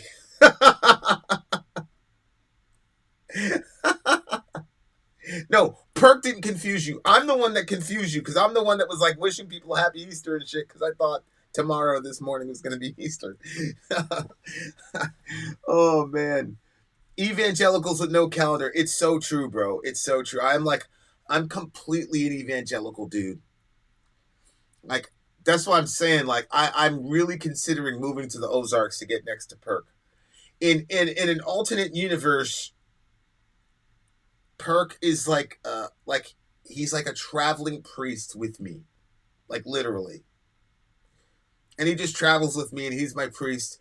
And when I do something wrong or fuck somebody up, he's like, "Hey, you can't do that." And like he'll, you know, like shout out to Perk. He's literally like priest in my phone, like literally in my phone. His name is Priest, and there's his icon is you know, a little thingamajiggy. That's what he's been in my life. Shout out to Perk. I only know because of the Easter shopping. I don't care. Like, you got me. You got me. I think it's like one of the, that's amazing. Unbelievable. Unbelievable. I don't know what you did to Vin of the Dead, but you must have hurt his feelings, bro. Because like, I'm not joking. I'm just saying, like, I don't know who Vin of the Dead is, but I'm sure he's a good dude. But anyway, guys, all right. So Easter is next week. Mashallah. Easter's next week. Good. All right, good. So I'm not as we're almost there then. We're almost there. All right, much love to you beautiful people. I think I'm gonna start studying now because I got a video game that I need to somebody in UFC bit somebody? Holy shit. UFC releases fighter after DQ for biting opponent. Allahu Akbar. Igo Severino released by UFC for biting opponent in debut. Dude, it's your first fight and you're biting dudes already? See. See. That's not good, bro. All right. Much love to you, beautiful people. I got to get out of here. Good night, as Perkinaut says. And let us know what to do on these. Yeah, like I'm going to be watching these tutorials. I'm trying to figure this shit out, bro. Because I don't want to go up there and suck, man. Like, I want to go out there and dominate. You know what I'm saying? That's how I feel about it. All right. Much love to all you beautiful people. Kai, you're in it. Perk, stay by your phone. I'm trying to recruit you into our cult, man. All right? All right. Much love to all you beautiful people. Shout out to Hell. Shout out to Kai. Shout out to Perk. Shout out to President Biden. Shout out to Mech, my sister. Shout out to Applejack. Shout out to Ozzy. Shout out to all you beautiful people. Who else? Christ will rise again in a week. That